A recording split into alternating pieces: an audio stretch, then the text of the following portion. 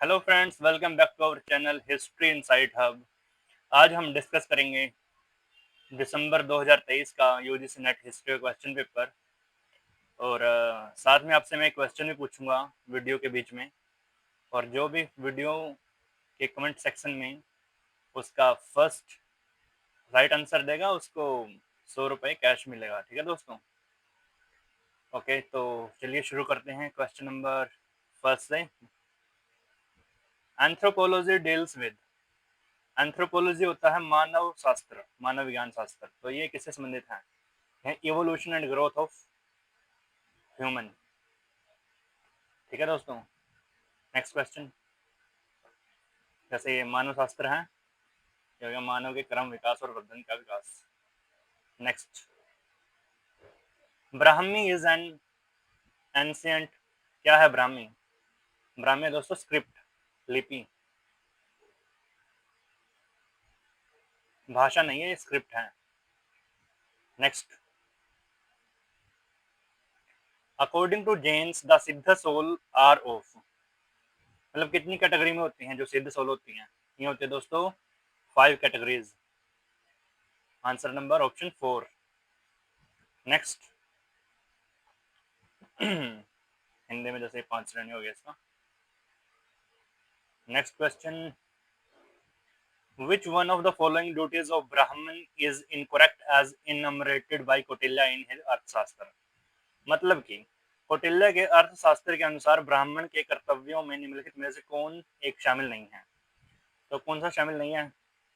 अध्यापन होता है, प्रतिग्रह ये भी है, दान ये भी है दोस्तों, भूत रक्षण ये दोस्तों ड्यूटी नहीं है ब्राह्मण की। तो इसका आंसर हो जाएगा ऑप्शन नंबर 4। ठीक है जी, ऑप्शन नंबर 4 भूत रक्षा। अध्यापना मतलब टीचिंग होता है, प्रतिग्रह एक्सेप्टिंग गिफ्ट्स मतलब कि गिफ्ट लेना, और दान मतलब गिफ्ट देना। तीनों ड्यूटीज हैं, बट ये फोर्थ नहीं है। Who is the author of Sundarananda kavya? जो सुंदरानंदा काव्य है इसके लेखक कौन है? दोस्तों इसके जो लेखक हैं वो है अशोक घोष, ऑप्शन नंबर 2। भास का आपको पता है इनकी बुक का नाम क्या है? स्वप्न वासव दत्ता। ठीक है जी। शूद्रक, शूद्रक की मोस्ट इंपोर्टेंट जो बुक है वो उसका नाम है मृच्छकटिकम।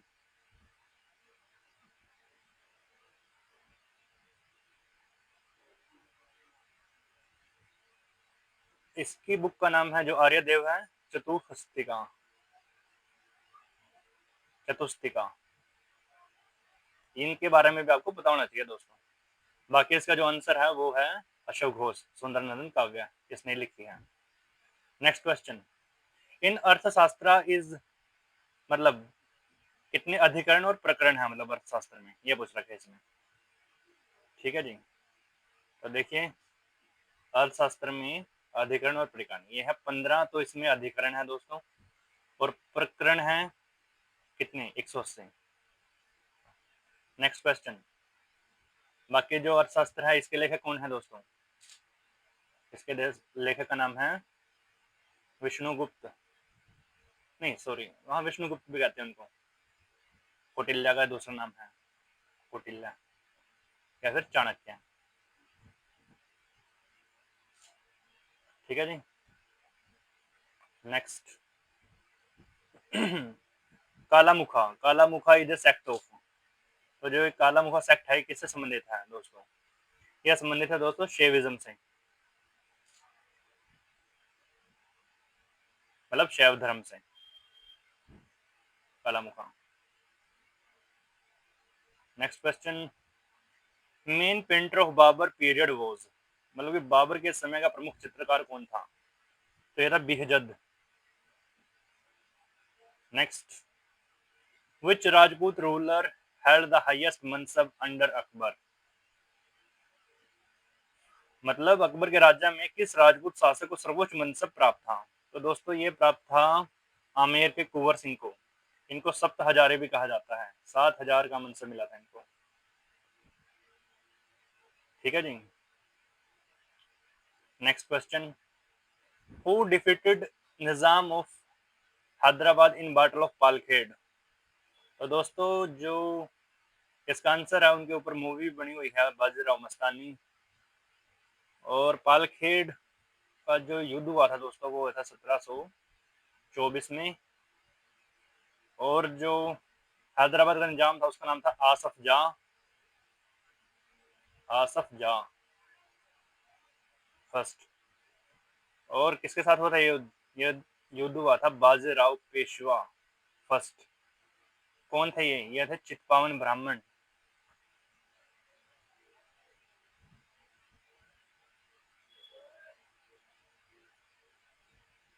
चित्पावन ब्राह्मण कहां से? महाराष्ट्र से। Next, who was the military commander of Delhi Saltanat army who invaded Kakatiyas of Warangal. मतलब कि काकतियाज ऑफ वारंगल पर किस मिलिट्री कमांडर ने अटैक किया था? मतलब इसका जो आंसर है दोस्तों वो है मलिक काफूर। और एक किसका सेनापति था? ये था अलाउद्दीन खिलजी का।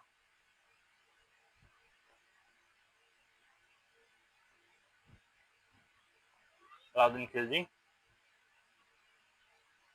और जो काकतिया किंग था उसका नाम था प्रताप रुद्र। प्रताप रुद्र। तो मलिक काफूर ने इसको हराया था दोस्तों। नेक्स्ट क्वेश्चन,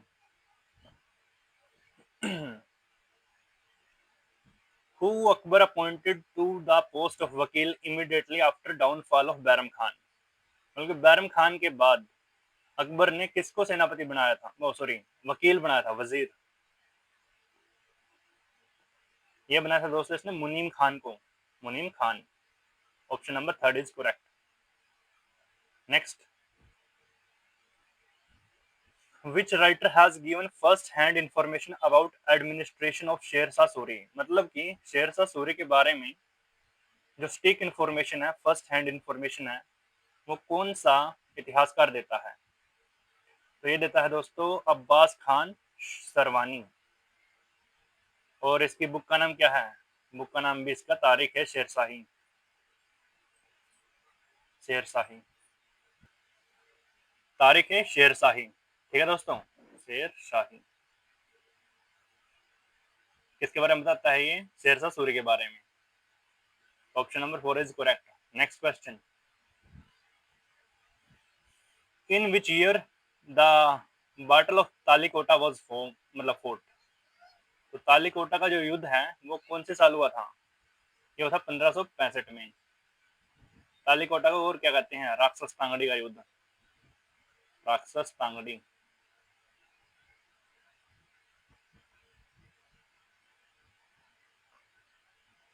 ठीक है दोस्तों, ये वो किसके और किसके बीच में हुआ था? विजयनगर और बाकी दक्कन की जो अन्य सल्तनत थी। दक्कन सल्तनत कह सकते हो आप इनको। ठीक है। और इसमें विजयनगर की तरफ से कौन लड़ रहे थे? मतलब मेन हेड था जो, उसका नाम था राम राय। राम राय। ठीक है जी। और इसमें विजयनगर की हार हुई थी, defeated. Next question, which of the following books is not written by Kamban. Kamban के द्वारा कौन सी किताबें नहीं लिखी गई हैं? तो कंबा रामायण दोस्तों ये लिखी गई है कंबन के द्वारा। सिद्धोपकार अनथी ये भी है। इरोलू पत्थु ये भी है। लेकिन जो मुवार उला है ये इसके द्वारा नहीं लिखी गई है। तो इसका आंसर आ जाएगा सेकंड। ठीक है जी। Next question, what do you understand by term iqta. Iqta से आप क्या समझते हैं? तो इक्ता क्या था? इक्ता था the land given in lieu of military and civil services. Option number two is correct. मतलब कि सैन्य और सिविल सेवाओं के बदले भूमि प्रदान करना, ये कहलाता था इक्ता सिस्टम। और कब कब लागू किया गया था ये था सल्तनत टाइम में। सल्तनत समय में।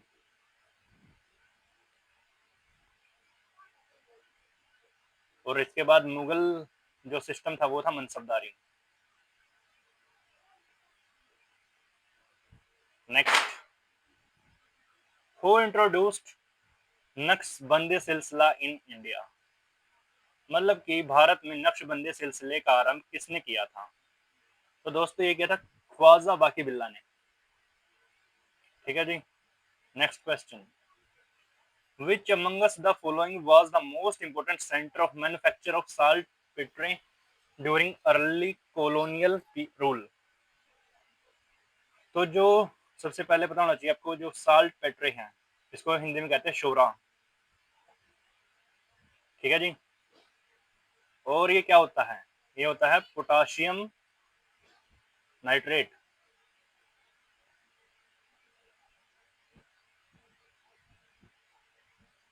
KNO3। ठीक है जी। और इसका यूज क्या होता है? जो साल्ट पेट्रे है इसका यूज किसमें किया जाता है? गन पाउडर में। गन पाउडर, विस्फोटक बनाने में दोस्तों। तो क्वेश्चन पूछ रखा है कि इसका जो मैन्युफैक्चरिंग सेंटर था कौन था, मतलब कॉलोनियल पीरियड में? तो ये था दोस्तों बिहार। वैसे जो सेकंड इंपोर्टेंट सेंटर था वो बंगाल था दोस्तों, लेकिन इसका आंसर आएगा थर्ड। मोस्ट इंपोर्टेंट पूछ रखा है इन्होंने, तो इसमें आ गया बिहार। शोरा का सबसे महत्वपूर्ण केंद्र Bihar. Next, the company school of painting is also known as? जो कंपनी स्कूल ऑफ पेंटिंग है उसको और किस नाम से जाना जाता है? इसको जाना जाता है पटना स्कूल से। और ये क्या था? इंडो यूरोपियन स्टाइल था दोस्तों पेंटिंग का। ठीक है जी, Patna school. Next, the statement the only foe worthy of British steel was given by a British magistrate about which leader of revolt of 1857? Hindi में 1857 के विद्रोह के किस नेता को ब्रिटिश मजिस्ट्रेट ने ब्रिटिश शासन का एकमात्र शत्रु कहलाने योग्य कहा था? तो दोस्तों ये कहा था किसके बारे में? ये कहा था मौलवी अजीमुल्लाह के बारे में। नहीं नहीं नहीं सॉरी, ये कहा था दोस्तों बाबू कुंवर सिंह के बारे में। और कहां से थे ये थे जगदीशपुर, बिहार। ठीक है दोस्तों, तो इसका आंसर आएगा fourth, Babu Kunwar Singh. Next question, who said the rise and fall of empires is not a matter of greased cartridge? मतलब कि साम्राज्यों का उत्थान और पतन चर्बी युक्त कारतूस का विषय नहीं है। यह कथन किसका है? तो यह कथन कहा था दोस्तों डिज़रायली ने। और कब कहा था?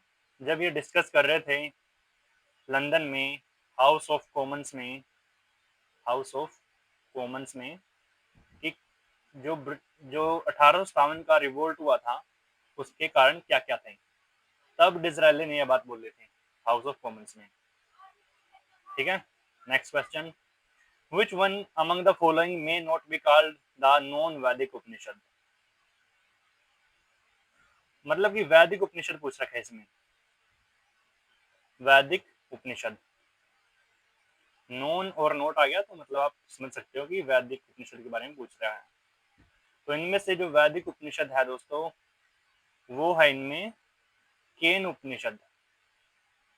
बाकी बाद के हैं सभी के सभी, जबाला गर्भा सुबाला ये बाद के हैं, उत्तर वैदिक काल के।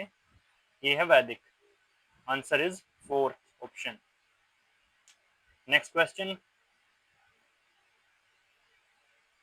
who among the following started the general Bharat Shramjeevi in 1874? Okay, तो इनमें से किसने 1874 में भारत श्रमजीवी जर्नल पत्र का शुभारंभ किया? तो दोस्तों ये किसने किया था?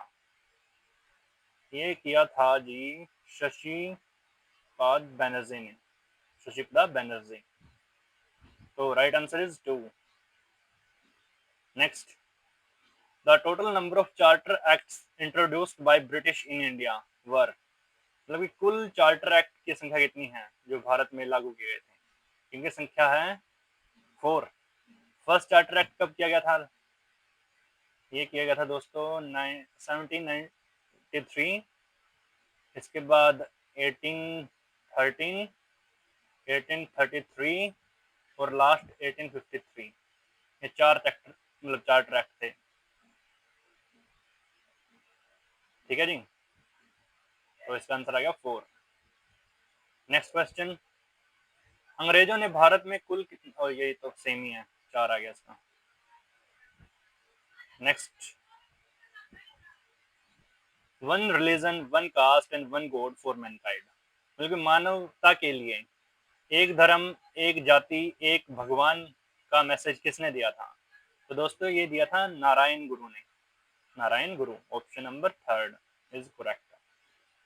Next, the play Nil Darpan was authored bye, तो नील दर्पण के लेखक कौन है?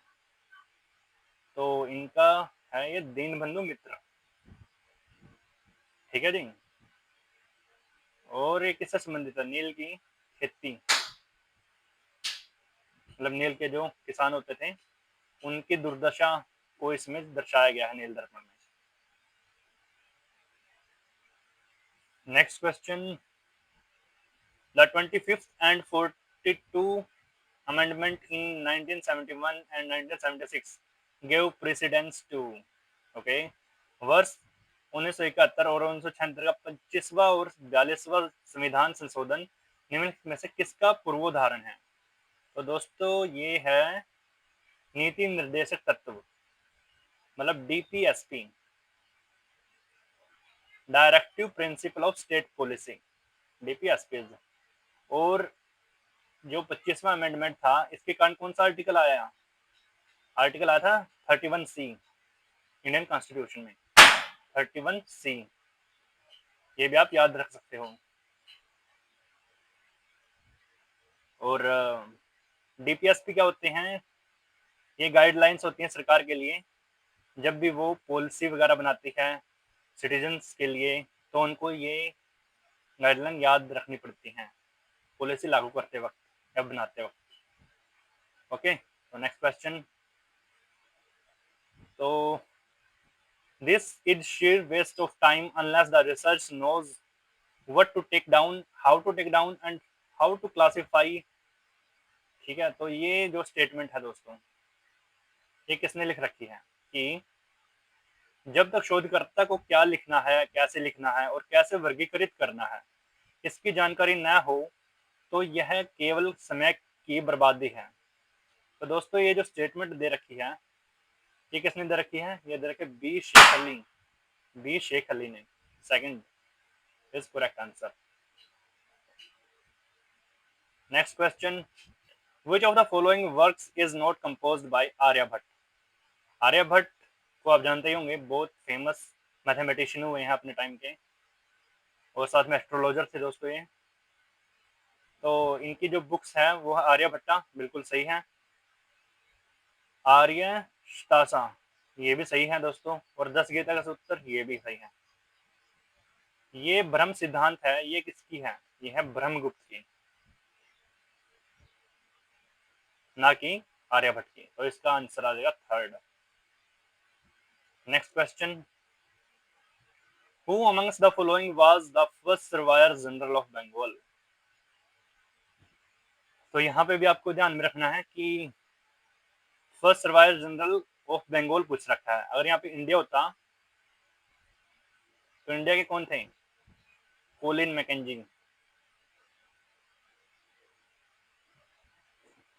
Colin Mackenzie. बट इसने पूछ रखा है बंगाल का, बंगाल के थे दोस्तों जेम्स रैनल।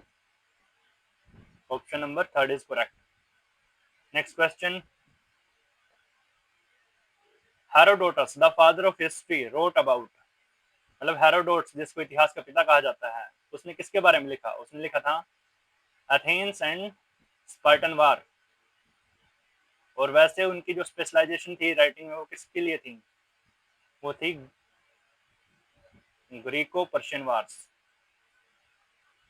ग्रीको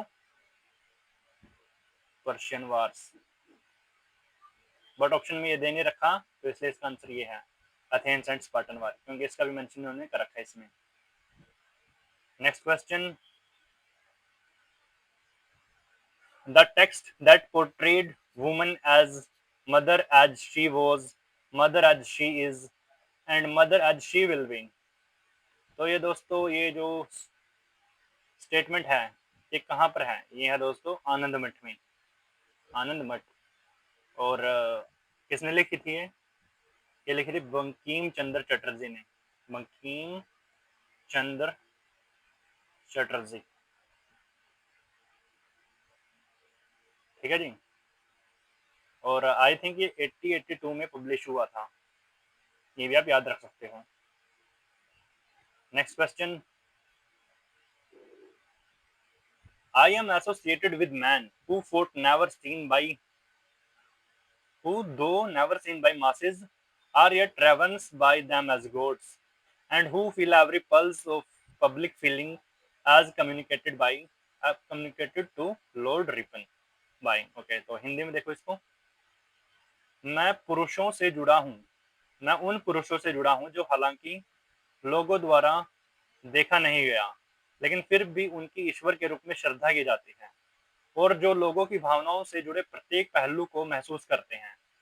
यह उक्ति रीपन द्वारा किसे कही गई है? तो दोस्तों ये जो स्टेटमेंट है रीपन ने किसको कही थी? ये कही थी ए ओ ह्यूम को। ए ओ ह्यूम कौन थे? A O Hume founder of INC, Indian National Congress, 1885 में।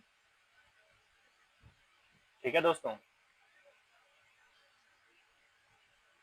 और इसकी फुल फॉर्म भी पता होनी चाहिए आपको, A O Hume, Allan Octavian Hume.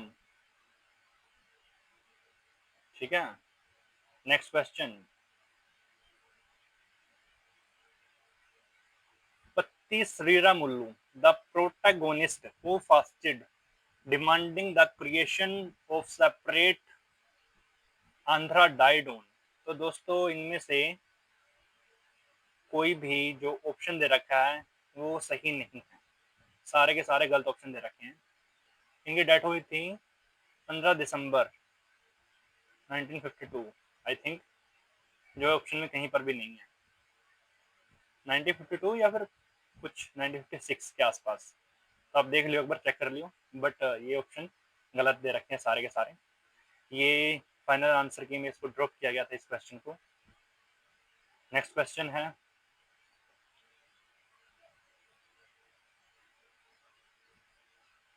who wrote that factories could, for more effective than schools and colleges, give a new birth to the activities of nation। तो किसने कहा था कि स्कूल और कॉलेजों की तुलना में फैक्ट्रियां अधिक प्रभावी हो सकती हैं तथा राष्ट्र की गतिविधियों को नया जन्म दे सकती हैं? तो दोस्तों ये जो स्टेटमेंट है ये स्टेटमेंट है दोस्तों एम जी रानाडे की, M J Ranade, Mahadev Govind Ranade. Next question, who founded the Swdesh Bandhav Samiti at Barisal during the स्वदेशी मूवमेंट? तो दोस्तों ये क्वेश्चन है आपका क्वेश्चन ऑफ द डे। आपको इस क्वेश्चन का आंसर बताना है, मतलब ऑप्शन बताना है कौन सा सही है, और जो भी ऑप्शन हो फुल स्टेटमेंट आपको कमेंट बॉक्स में लिखनी है। ठीक है, जैसे ऑप्शन नंबर 4 ये कृष्ण कुमार मित्र, या ऑप्शन नंबर 3 अश्विनी कुमार दत्त, या 2 नील रतन सरकार, ऐसे लिखना आपको, पूरा पूरा स्टेटमेंट होना चाहिए। तो आपको इसका आंसर देना है, ये क्वेश्चन ऑफ द डे है। जो इसका क्वेश्चन का आंसर देगा, फर्स्ट कमेंट होगा जिसका सही, उसको मिलेगा 100 रुपये कैश प्राइज। ठीक है जी। तो next question, who Among Us the following wrote a biography of Mazzini? मतलब मैजिनी के बारे में, मतलब की बायोग्राफी किसने लिखी? तो दोस्तों ये लिखी थी वीडी सावरकर ने, विनायक दामोदर सावरकर। और क्या नाम था इसका? मैजिनी चरित्र। जो बायोग्राफी लिखी थी इसका नाम था मैजिनी चरित्र। और मेजनी कौन था? ये था इटालियन राष्ट्रवादी। ठीक है, तो इसका आंसर आएगा थर्ड। Next question.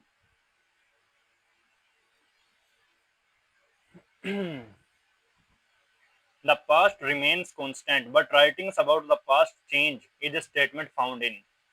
तो दोस्तों ये जो स्टेटमेंट है हिंदी में और देख लो इसको क्या क्या रखा है इसमें।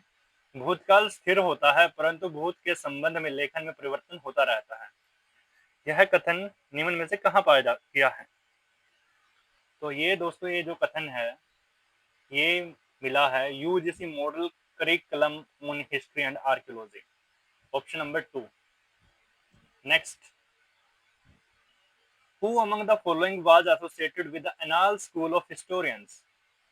Annals School, Annals School मतलब कि इतिवृत्ति, हिंदी में इतिवृत्ति।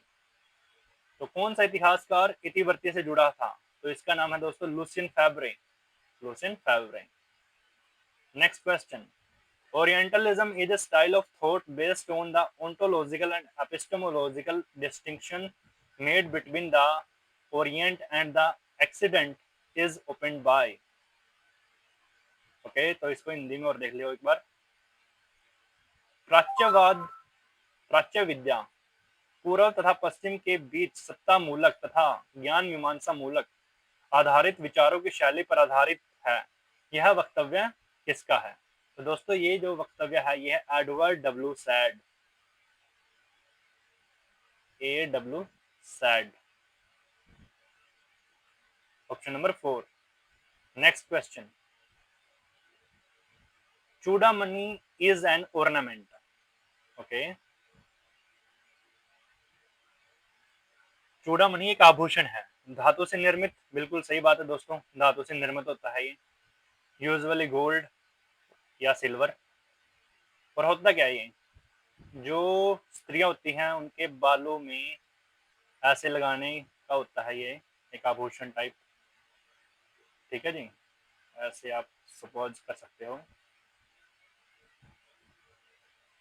तो ये बालों में ये होता है चूड़ामणि, यूजुअली गोल्ड और सिल्वर का होता है ये।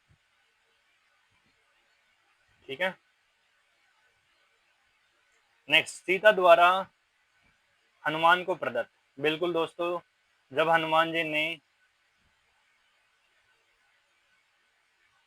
ये था कि जब हनुमान जी ने माता सीता को राम जी की दी हुई अंगूठी दिखाई थी तो बदले में सीता माता ने उनको चूड़ामणि दी थी, जिससे भगवान राम जी को यह पता चल जाए कि हनुमान जी को माता सीता ही मिल गई हैं।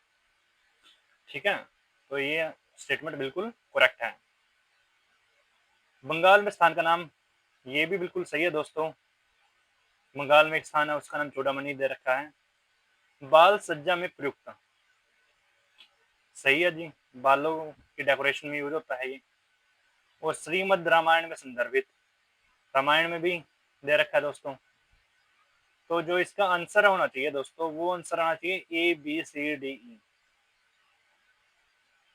पांचों की पांच स्टेटमेंट बिल्कुल सही है, बट इसमें 4 ही दे रखे हैं, सारे ऑप्शन गलत हैं।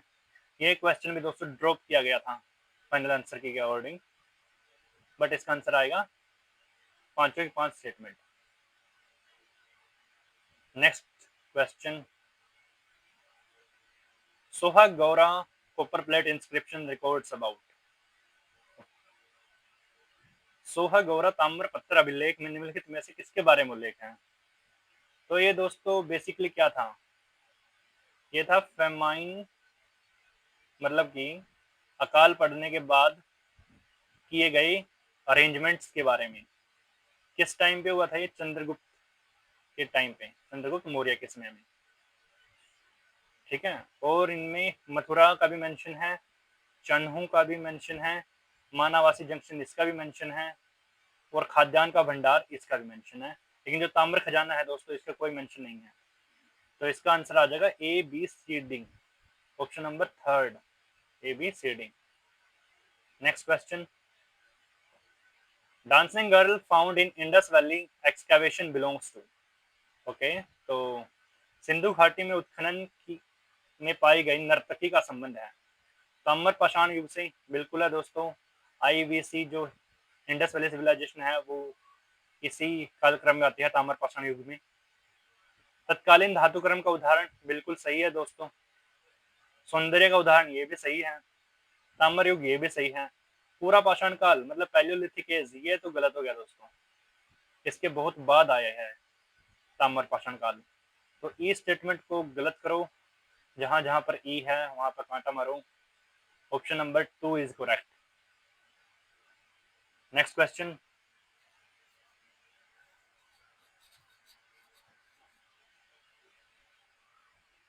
Literary sources for study of history, मतलब लिटरेरी सोर्सेज में कौन कौन से सोर्सेज आते हैं? तो श्रीमद् रामायण ये भी आता है दोस्तों। कॉइन्स नहीं आते दोस्तों, ये आर्कियोलॉजिकल मतलब सोर्सेज में आ सकते हैं, कॉइन्स लिटरेरी में नहीं आ सकते। श्रीमद् महाभारत ये सही है। इंडिका ऑफ मेगास्थनीज ये भी सही है, और अर्थशास्त्र ऑफ कौटिल्य ये भी सही है। तो बी को करो एलिमिनेट। तो बी यहाँ पे भी है, यहाँ पे भी है और यहाँ पे भी है, तो इसका आंसर आ गया A C D E, option number 4। Next, Mauryas economy is based on, मतलब कि जो मौर्य काल में अर्थव्यवस्था थी वो किस चीज पर बेस्ड थी? लॉजिकल सा क्वेश्चन दोस्तों। एग्रीकल्चरल आउटपुट बिल्कुल।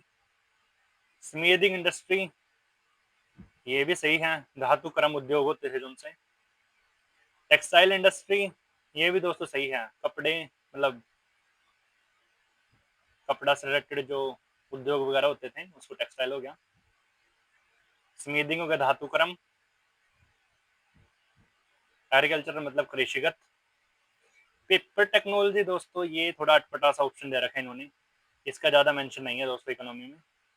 और एक्सकवेशन ऑफ टैंक्स इनका मेंशन है, तो बी को कीजिए एलिमिनेट। तो सॉरी, डी को कीजिए एलिमिनेट। तो डी कहाँ पे है? यहाँ पे भी है, यहाँ पे भी है, यहाँ पे नहीं है, यहाँ पर है और यहाँ पर है, तो इसका आंसर आ जाएगा third. Option number third is correct. क्या गया इसका? थर्ड। ये भी है, ये भी है, ये भी है, ये भी है, ये नहीं है बस। Next question, numismatics the study of coins explains about. Okay, तो सिक्का शास्त्र जिसे कहते हैं न्यूमिस्मैटिक्स, किसके बारे में व्याख्या की गई है? तो युगों की अर्थव्यवस्था बिल्कुल दोस्तों, टाइम पीरियड को बताता है जो न्यूमिस्मैटिक्स है। सिक्कों का मूल्य ये भी, प्रयोग की जाने वाली धातु बिल्कुल सही है। शासकों की प्रतिमाएं, यस, जो कॉइन्स होते हैं उन पर बहुत सारे रूलर है वो अपनी मतलब छवि भी बनवाते थे, जैसे समुद्रगुप्त का कॉइन है या फिर इंडो ग्रीक कॉइन है, ठीक है। कास्ट उद्योग मतलब लकड़ी का, वो इससे कुछ संबंधित नहीं है दोस्तों। डी को करो एलिमिनेट। तो डी को एलिमिनेट करेंगे तो क्या आ गया?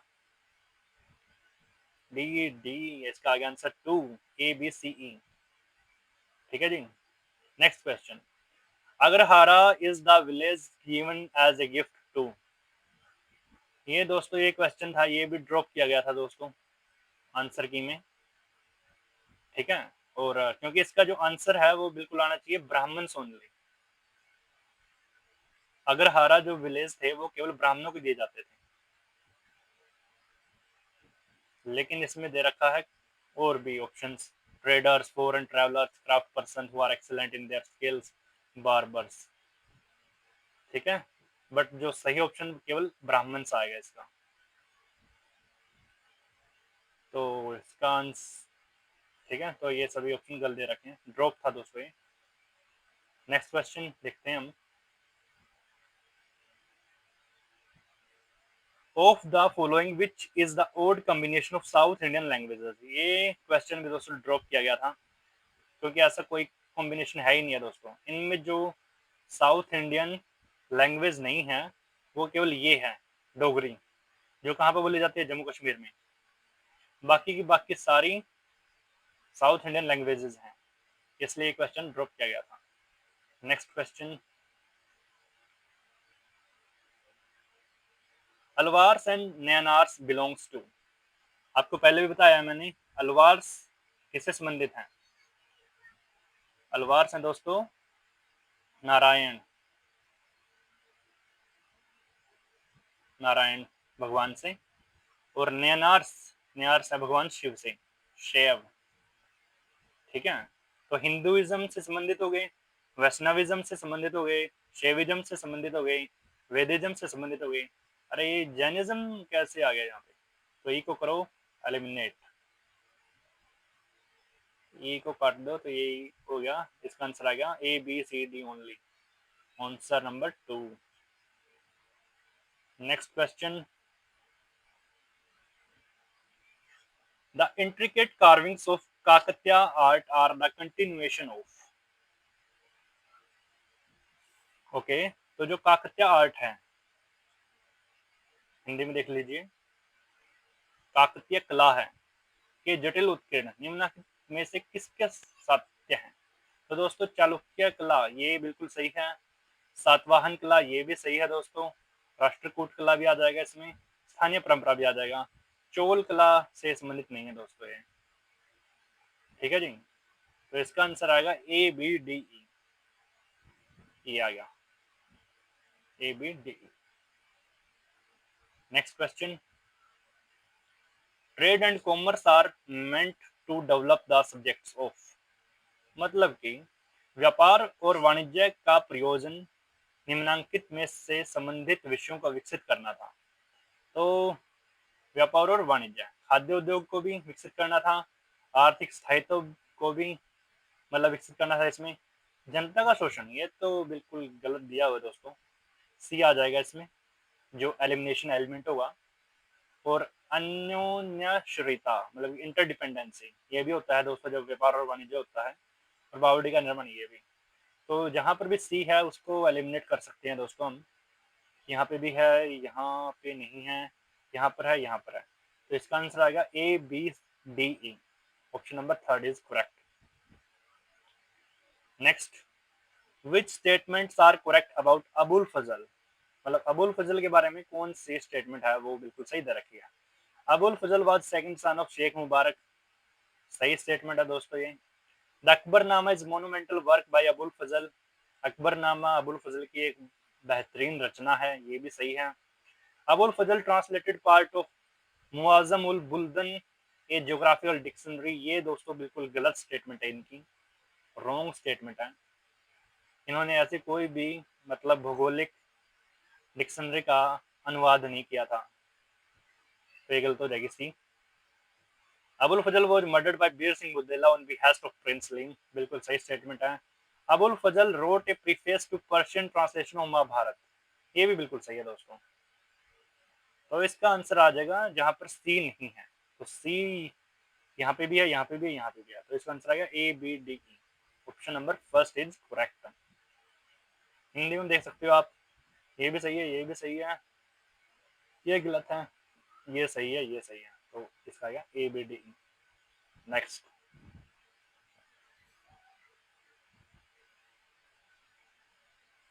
ओके तो नेक्स्ट क्वेश्चन किसके बारे में है? ये है दोस्तों मलिक अंबर के बारे में। Malik Ambar was sold at Ahmednagar to Changez Khan the minister of Murtaza Nizam Shah, मतलब कि मलिक अंबर को चंगेज खान को बेचा गया था। चंगेज खान कौन था? यह था मुर्तजा निजाम शाह का मिनिस्टर, सही स्टेटमेंट है। Battle of Bhatvadi, one of the decisive battles in the history of Deccan, won by Malik Ambar, बिल्कुल सही स्टेटमेंट है दोस्तों ये भी। In 1607, Malik Ambar transferred his capital to खिरकी about 10 miles from दौलताबाद, बिल्कुल ही गलत स्टेटमेंट है दोस्तों, क्योंकि जो इसने 1610 में तो ये खिड़की शहर है ये फाउंड किया था, तो 1607 में कैसे ट्रांसफर कर सकता है, ठीक है, तो इसका आंसर आ जाएगा गलत, C is incorrect. Malik Ambar defeated Abdullah Khan the governor of Gujarat, yes, ये खुद भटवाड़ी का जो युद्ध हुआ था उसमें शामिल था दोस्तों, ये गलत मतलब सही स्टेटमेंट है। और Malik Ambar revenue system was based primarily on Raja Todarmal model, ये भी बिल्कुल सही स्टेटमेंट है। हिंदी में दे सकते हो आप। मलिक अंबर को मुर्तजा निजाम शाह के मंत्री चंगेज खान के हाथों अहमदनगर में बेचा गया था, बिल्कुल सही है। पटवारी के युद्ध मलिक अंबर द्वारा विजय दक्कन के इतिहास में सर्वाधिक निर्णायक युद्धों में से एक था, ये भी सही है। 1607 में मलिक अंबर ने अपनी राजधानी दौलताबाद से लगभग 10 मील दूर खिड़की में स्थानांतरित किया, ये गलत है दोस्तों। और मलिक अंबर ने गुजरात के गवर्नर अब्दुल्ला खान को पराजित किया, ये सही स्टेटमेंट है और ये भी सही स्टेटमेंट है। तो आंसर इज का आ गया दोस्तों A B D E, fourth. Next question, which of the following statements are correct. तो करेक्ट स्टेटमेंट देखनी है दोस्तों इसमें। Tobacco was introduced at Akbar's court in 1645, ये सही स्टेटमेंट है। Lahori Bandar was chief port of Sindh where cotton cloths are exported to Persian Gulf, ये भी सही स्टेटमेंट है दोस्तों। The port of Pipli was situated on the Malabar coast. तो सबसे पहले तो आपको मालाबार कोस्ट के बारे में पता होना चाहिए दोस्तों। For example this is India map, ठीक है जी। तो दोस्तों ये जो कोस्ट है वेस्टर्न घाट के आसपास जो ये कोस्ट है, इसको कहते हैं मालाबार कोस्ट, मालाबार तट। और कोरोमंडल तट कौन सा होता है, ये जो तट है दोस्तों ये वाला, इसको कहते हैं कोरोमंडल तट, ठीक है। और ये पोर्ट ऑफ पिपली, मतलब पिपली नामक जो पोर्ट है ये कहाँ पर है, ये है यहाँ पर उड़ीसा में। तो ऑप्शन तो इसके बिल्कुल अपोजिट दे रखा है दोस्तों, ये ईस्ट साइड में है, ये वेस्ट में, तो ये ऑप्शन गलत हो गया। According to Moreland there was many as 13 famines, मतलब कि 13 क्या हुए थे, फेमाइंस आए थे 1614 से 1660 के बीच में, अकाल पड़े थे 13। तो ये बिल्कुल सही स्टेटमेंट दे रखी है। Largest supply of saltpetre in 16th century came from Kashmir, बिल्कुल गलत स्टेटमेंट है दोस्तों। कश्मीर में शोरा पाया ही नहीं जाता, ठीक है। तो ई स्टेटमेंट भी गलत है और सी भी गलत है। तो इसका आंसर आना चाहिए ए बी और डी, ए बी और डी, ये हो गया सही, थर्ड, ठीक है। ये सही है, ये सही है, ये गलत हो गया, ये सही है और ये भी गलत हो गया। A B D, option number third. Next, which among the following statements are correct. तो कौन सी स्टेटमेंट है वो बिल्कुल सही दे रखी है, तो देखते हैं। Jahangir conferred the title of Nadir उज जमन, नादिर उज जमन का जो टाइटल है किसको दिया गया था, अबुल हसन को, बिल्कुल सही स्टेटमेंट है। Jahangir conferred title of Nadir उज असर टू एक्वारिजा, एक्वारिजा को नहीं दिया गया था दोस्तों, किसको दिया गया था, ये दिया गया था उस्ताद मंसूर, उस्ताद मंसूर, ऐसे भी याद रख सकते हो आप, असर और शर, ठीक है। हसन जमन, जमन हसन, ए एन बाद में है, यहाँ पर भी एन बाद में है, असर में एसआर, यहाँ पर भी एसआर एस एच आर, तो ऐसे आप याद रख सकते हो, कंफ्यूज होने की जरूरत नहीं है इसमें। तो ये सेकंड स्टेटमेंट होगी गलत। उस्ताद Mansoor was one of the greatest painter during Jahangir reign who excelled in painting animals and birds, बिल्कुल सही स्टेटमेंट है दोस्तों ये। Jesuit father Fernão Gurico who visited imperial court mentions that Jahangir liked European art of painting, ये भी सही statement है। The border of decorations of the pictures in Jahangir's album are rich with scenes depicting social themes, ये भी सही statement है। Only statement which is incorrect is statement B. So B statement जहां पर भी हो, यहाँ पे भी है, यहाँ पे भी है, यहाँ पे भी है, इसका आंसर आ गया third, option number third is correct. Hindi में भी देख सकते हो, ये स्टेटमेंट बिल्कुल सही है, ये गलत हो गई, ये भी सही है, ये भी सही है, ये भी सही है। तो सी को करो plus A B D E, sorry B को करना है, बी को यहाँ पे भी यहाँ पे भी, तो इसका आंसर आएगा A C D E, option number third. Next question, what were the reasons behind the failure of Bahadur Shah to crush the Sikh uprising under Banda Singh Bahadur? मतलब कि बंदा बहादुर के नेतृत्व में सिख विद्रोह को दमन करने में बहादुर शाह की विफलता के कारण क्या थे? सिख को स्थानीय लोगों का समर्थन प्राप्त था, बिल्कुल सही है दोस्तों। सिख ने इस क्षेत्र में कुशलता पूर्वक प्रयोग किया जिसके पश्चात गुरिल्ला युद्ध विधि का शुभारंभ हुआ, ये भी सही है। मुगल सेनापतियों की पारस्परिक ईर्ष्या और झगड़ा, ये भी सही है दोस्तों। सिख विद्रोह और उनकी रणनीति की प्रकृति के विरुद्ध साम्राज्यवादियों की दुर्बलता, ये भी सही है। और बहादुर शाह ने गुरु गोविंद सिंह के निधन के पश्चात राजगत संपत्ति का नियम लागू किया जिसके फलस्वरूप जन आंदोलन आरंभ हुआ, ये तो बिल्कुल ही इलॉजिकल से स्टेटमेंट दे रखे दोस्तों, वैसे भी पढ़ोगे तो पता चल जाएगा गलत है। तो ये स्टेटमेंट होगी गलत, ए बी सी डी होगा सही, तो आंसर आ गया A B C D. Next question,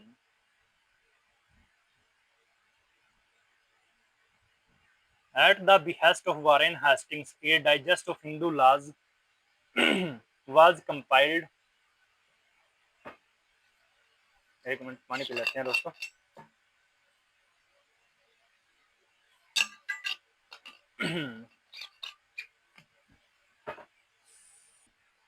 तो at the behest of Warren Hastings, a digest of Hindu laws was compiled by a committee of 11 pandits in 1775। ठीक है, तो इसके बारे में बताना हमें। A digest was translated into English by N.B. Halhed, ये भी सही स्टेटमेंट है। It helped the European judges and reduced their dependence on indigenous interpreters, ये भी सही है दोस्तों। It reduced the importance of regulating act, इससे इसका कोई लेना देना नहीं था दोस्तों, इस सब का इससे कोई लेना देना नहीं था, तो ये स्टेटमेंट होगी गलत, सी स्टेटमेंट गलत हो गई। It helped the British to understand the legal sense of Indians in the historical perspective, सही स्टेटमेंट है। It became the cornerstone for the passage of Pitt's India Act, ये दोस्तों इसका भी इससे कुछ लेना देना नहीं था। ठीक है, तो इसका आंसर आना चाहिए A B and D, A B and D, option number first. Next question, which of the following statements about India's constitutional development are correct? तो देखते हैं, हिंदी में पढ़ लेते हैं पहले एक बार। भारत का संविधान बनाने में निम्नलिखित में से कौन से कथन सही हैं? तो केंद्र स्तर पर गवर्नमेंट ऑफ इंडिया एक्ट 1935 में द्विसदनीय विधायिका पुनः स्थापित की गई थी। तो दोस्तों सेंट्रल लेवल पे नहीं की गई थी, ये की गई थी स्टेट लेवल पर, राज्य के लेवल पर, तो ये स्टेटमेंट फर्स्ट इज इनकरेक्ट हो जाएगी। प्रांतों में द्विश शासन गवर्नमेंट ऑफ इंडिया एक्ट 1919 पुनः स्थापित किया गया, सही है दोस्तों। एनी बेसेंट ने गवर्नमेंट ऑफ इंडिया 1919 को इंग्लैंड द्वारा दिए जाने और भारत द्वारा स्वीकार जाने योग्य नहीं माना, ये भी सही है। प्रांतीय स्वायत्तता गवर्नमेंट ऑफ इंडिया एक्ट 1935 द्वारा पुनः स्थापित की गई, बिल्कुल सही है। प्रांतीय स्वायत्तता गवर्नमेंट ऑफ इंडिया एक्ट, नहीं इसको नहीं किया गया था दोस्तों, ये गलत है दोस्तों, आई थिंक सो। एक मिनट पहले इंग्लिश में पढ़ लेते हैं। तो ये जो स्टेटमेंट है दोस्तों, प्रांतीय स्वायत्तता गवर्नमेंट ऑफ इंडिया एक्ट 1935 ये भी सही है। कांग्रेस ने इंडियन काउंसिल एक्ट 1919 को अस्वीकृत किया, बिल्कुल सही बात है दोस्तों, ये किया गया था कांग्रेस द्वारा। तो इसका आंसर आना चाहिए B C D E, B C D E, तो हो गया answer number 4। Next question, which of the following statements are correct about Tarkeshwar Satyagraha? तो ये तारकेश्वर सत्याग्रह था दोस्तों, ये कहाँ पे हुआ था? ये हुआ था बंगाल में, और इट वाज किसके अगेंस्ट में था? ये था जो महंत थे वहां पर, मंदिर के अंदर जो महंत थे उनके भ्रष्टाचार को लेकर ये विद्रोह किया गया था, सत्याग्रह किया गया था। ठीक है जी, ये आपको पता होना चाहिए। It was led by Vinoba Bhave, ये दोस्तों गलत स्टेटमेंट है। विनोबा भावे के द्वारा नहीं किया गया था इसको lead. Swami Vishwananda and Swami Sachchidananda formed the Mahavir Dal for the Satyagraha, ये सही है दोस्तों। It was a religious reform movement, ये भी सही है। The Satyagraha was supported by British government, ये भी सही है दोस्तों I think. And Chittaranjan Das was associated with the Satyagraha, ये भी सही है। तो इसका जो आंसर आना चाहिए दोस्तों वो आएगा B C E. And I think ये स्टेटमेंट जो है वो गलत है।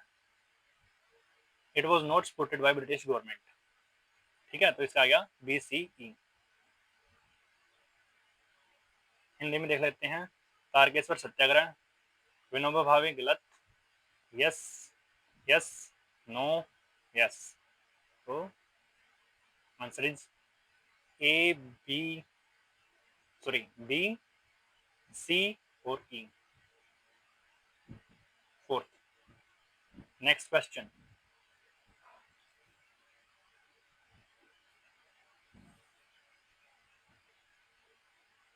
ठगी act of 1836 and the Thuggi department were simply aiming at policing and prosecuting gangs seen as perpetrating a crime in the name of religion। तो ठगी act के बारे में पूछ रखा है दोस्तों इन्होंने। ठगी क्या होता था? ठगी होता था लूटपाट, ठीक है, ठगी कहते हैं जिसको। ये एक्ट बनाया था इसके अगेंस्ट में 1836 में। तो it was a colonial construct to brand various peripatetic groups as thugs, ये भी सही है। British considered the actions against was an act of social reform, ये भी सही है दोस्तों। मतलब कि सामाजिक सुधार का एक कार्य था ये ठगी act banana. Sir William Sleeman was the architect of campaign against ठगी, ये बिल्कुल सही स्टेटमेंट है दोस्तों। कन्फेशंस ऑफ ए ठग is authored bye mic dash, ये स्टेटमेंट गलत है दोस्तों। ये बुक है दोस्तों जो कन्फेशन ऑफ ए ठग, ये किसकी है? फिलिप नियाडोज टेलर की, ठीक है, माइक डैश की नहीं है, तो इसलिए स्टेटमेंट होगी गलत। और thuggee is authored by sir William Sleeman, ये भी गलत है दोस्तों। ये किसकी है? ये बुक है दोस्तों ए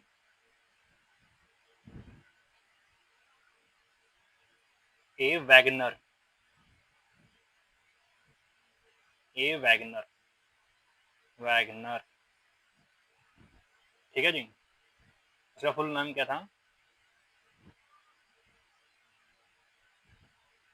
किम ए वैगनर। बुक क्या है इनकी? ठगी।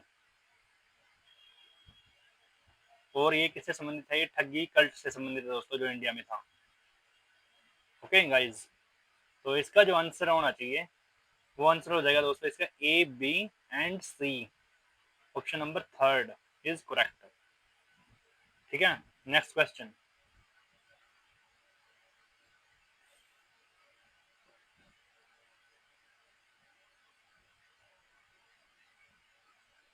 The union of these men with the Congress is the union of diseased limb to a healthy body, and only remedy is surgical severance if this Congress is to be saved from death by blood poisoning।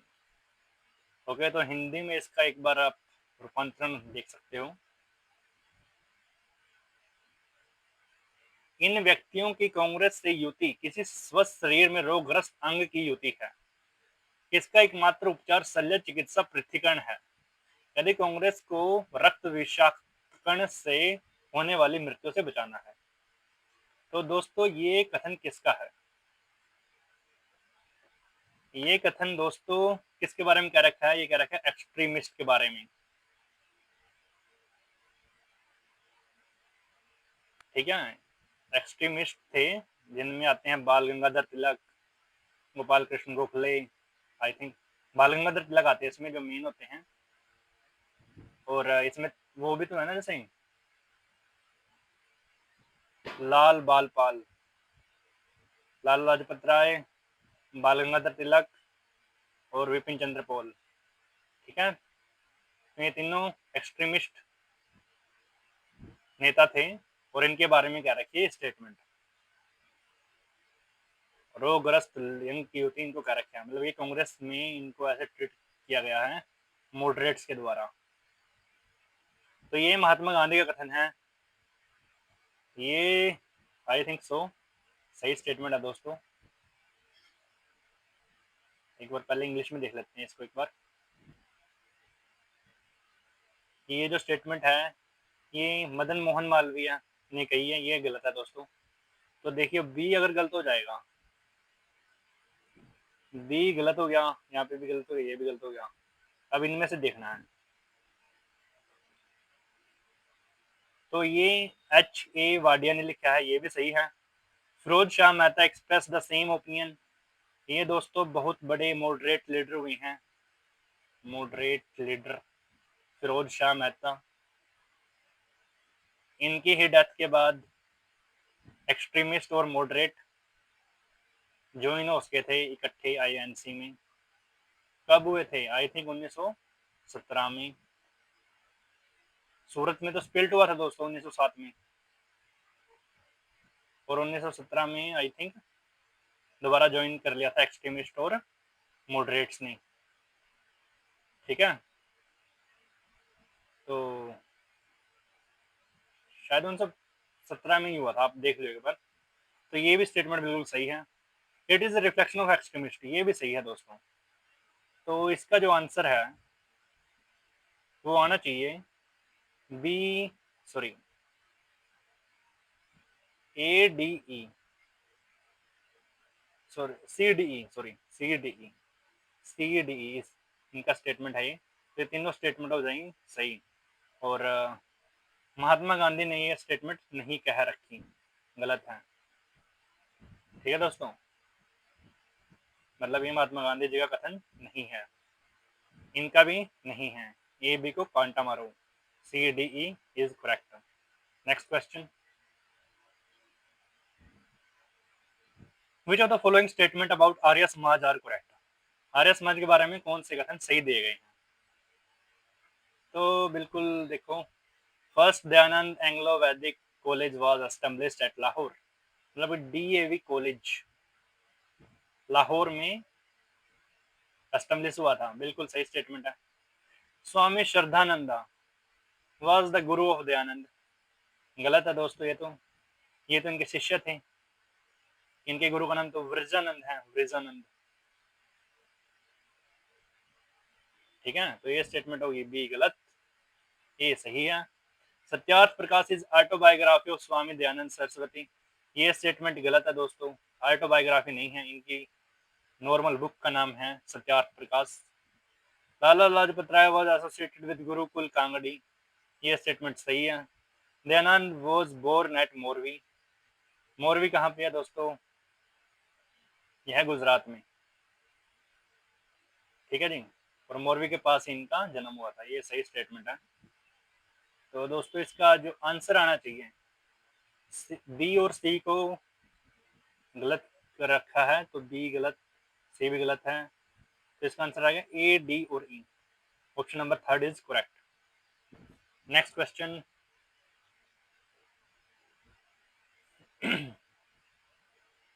Which of the following statements about Subhash Chandra Bose are correct. ठीक है, तो सुभाष चंद्र बोस के बारे में कौन कौन सी कथन सही दिए गए हैं। फर्स्ट स्टेटमेंट, उन्होंने 1939 में आयोजित त्रिपुरी कांग्रेस में कांग्रेस अध्यक्ष के निर्वाचन में पट्टाभी सीतारमैया को हराया था, बिल्कुल सही स्टेटमेंट है दोस्तों ये। और पट्टाभाई सीतारमैया को इसका समर्थन प्राप्त था महात्मा गांधी का। और इसके बाद गांधी जी ने एक कोट भी किया था, क्या कोट किया था कि पट्टा भाई की हार मेरी हार है। ठीक है दोस्तों, और इसके बाद त्रिपुरी कांग्रेस में अध्यक्ष पद के बाद सुभाष चंद्र बोस जी ने रिजाइन कर दिया था और किस चीज की स्थापना की थी, फॉरवर्ड ब्लॉक।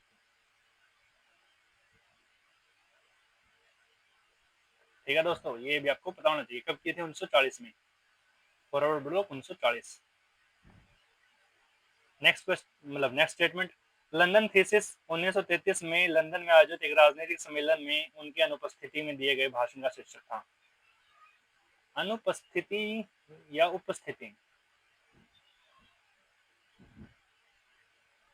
ओके, तो ये भी बिल्कुल सही स्टेटमेंट है दोस्तों। लंदन थीसिस के नाम का उनका भाषण का शीर्षक था। सन 1922 में आयोजित कांग्रेस अधिवेशन में उन्होंने देश बंधु चित्तरंजन दास के व्यक्तिक सहायक, पर्सनल असिस्टेंट के सहायक के रूप में भाग लिया था। ये भी स्टेटमेंट सही है। इंडियन पिलग्रिम में उनकी अपूर्ण आत्मकथा का शीर्षक है। ये भी सही है दोस्तों। वे अनुशीलन समिति के सदस्य थे। ये भी दोस्तों सही स्टेटमेंट है।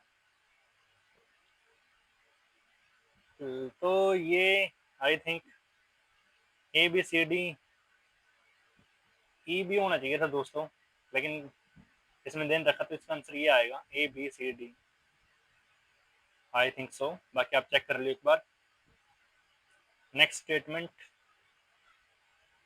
Question, Edward Said's orientalism. Okay, Edward Said के ओरिएंटलिज्म के बारे में है दोस्तों ये।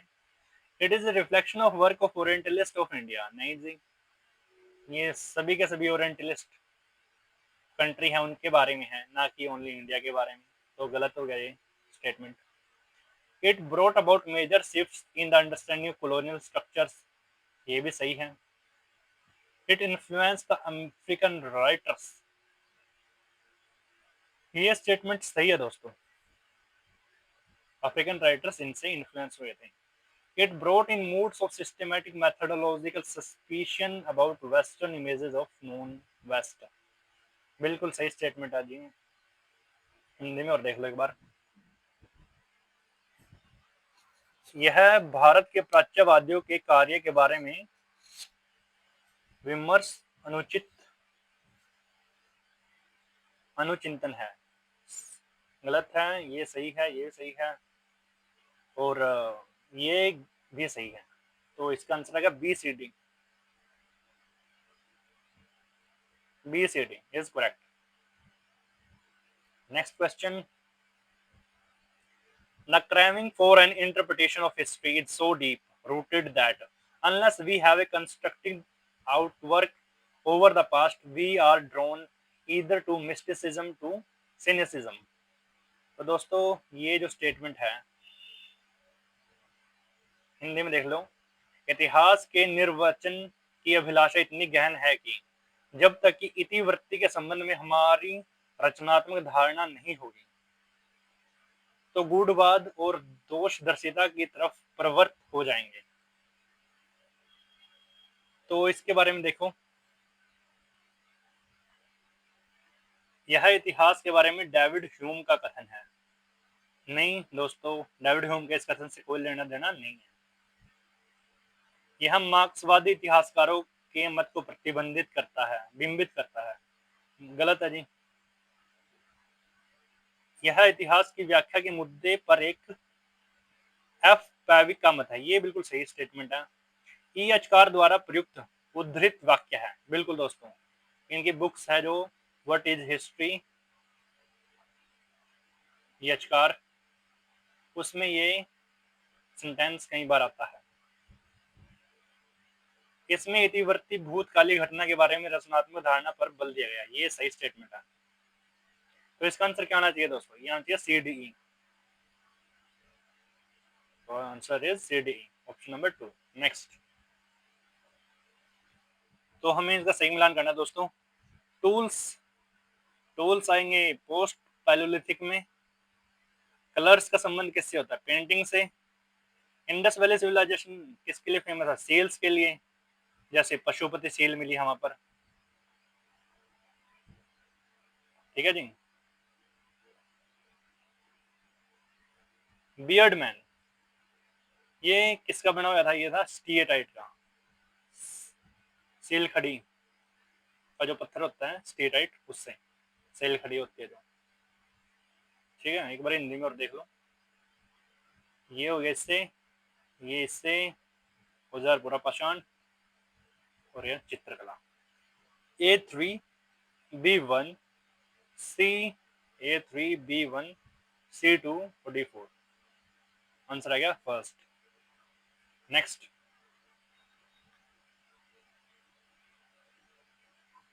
बिल्कुल इजी है दोस्तों ये तो। मालविकाग्निमित्र किसकी रचना है? ये सभी के सभी किसकी रचनाएं हैं? ये सभी हैं दोस्तों महाकवि कालिदास।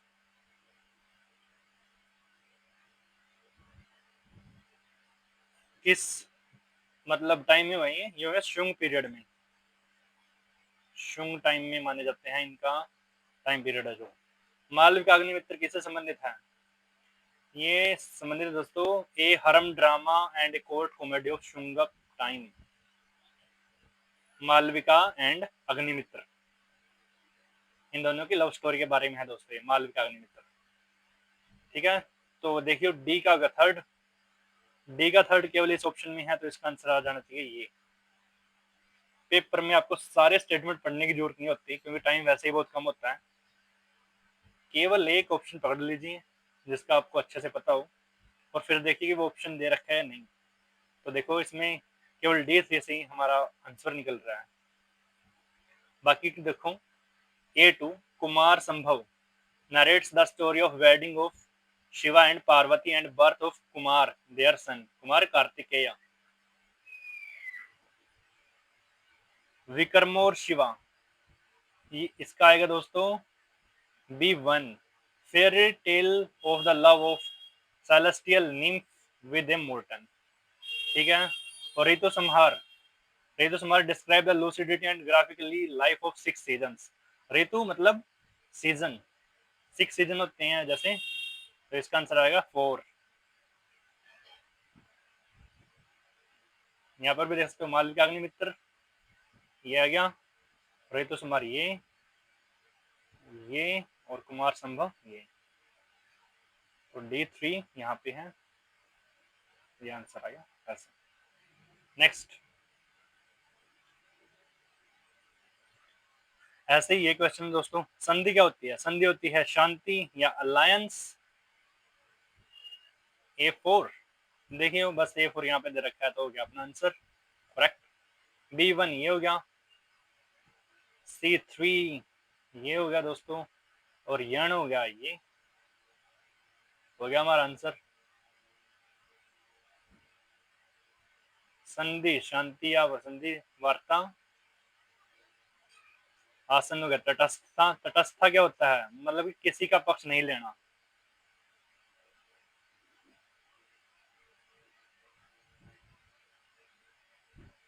नहीं लेना।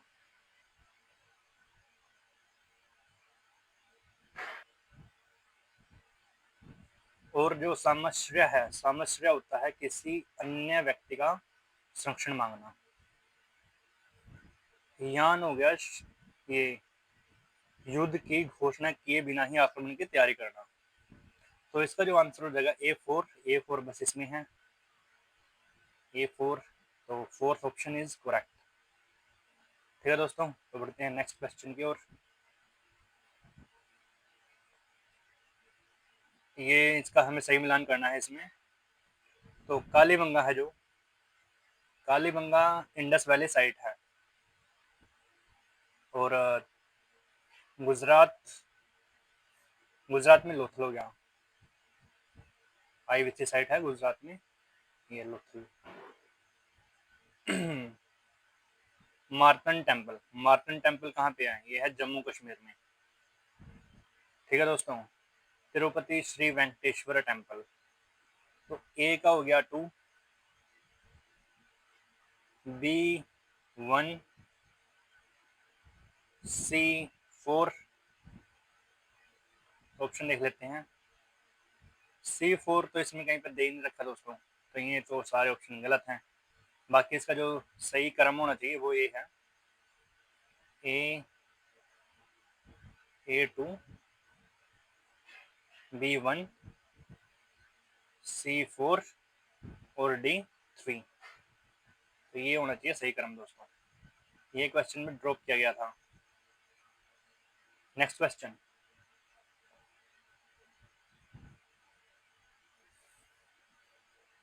ये रचनाएं दी गई हैं और उनके लेखक दिए गए हैं, तो उनका भी सही मिलान करना है। जैसे जो गोडवाहु है, गोडवाहु किसकी रचना है? यह वाक्पति राज की। तो बी वन बस इसी में दे रखा, तो इसका आंसर हो जाएगा ए। अमीर महाकाव्य, अमीर महाकाव्य हो गया दोस्तों न्यायचंद्र सूर्य की। प्रबंध कोश, प्रबंध कोश है किसका? ये हो गया मेरे ख्याल से हेम राजशेखर को होना चाहिए दोस्तों, प्रबंध कोश। तो देखियो, और गोडवाहु वाक्पति राजा B1 है, B1 इसमें है, तो A3 कुमार पाल चरित हो गया जैन आचार्य हेमचंद्र का। तो ये ऑप्शन है बिल्कुल करेक्ट, D2 है इसमें, सॉरी D2 ये लग गया यहाँ पे इसलिए। नेक्स्ट क्वेश्चन हिंदी में दे सकते हो, अमीर महाकाव्य ये गोडवाहु वाक्पति राजा B1 D2 और अमीर महाकाव्य नयन चंद्र सूरी। ओके दोस्तों, तो ये ऐसे हो जाएगा सही मिलान का। Option number 2 is correct. Next question, Majumdar, Majumdar होता था अकाउंटेंट, ठीक है। तो बी से देखो, B4 हो गया, सॉरी C4 हो गया, तो C4 बस इसी में है, तो इसका आंसर आना चाहिए 2 इज राइट आंसर। A1 दबीर मास्टर ऑफ सर्मनीज, सर नौबत कमांडेड आर्मी, और चिटनीज help the king with his correspondence. Next question, जैसे जमींदार लेखाकार, चिटनीस ये और दबीर हो गया, दबीर कौन हो गया? दबीर हो गया समारोह का प्रधान, सॉरी, और सर नौबत सेना का कमान।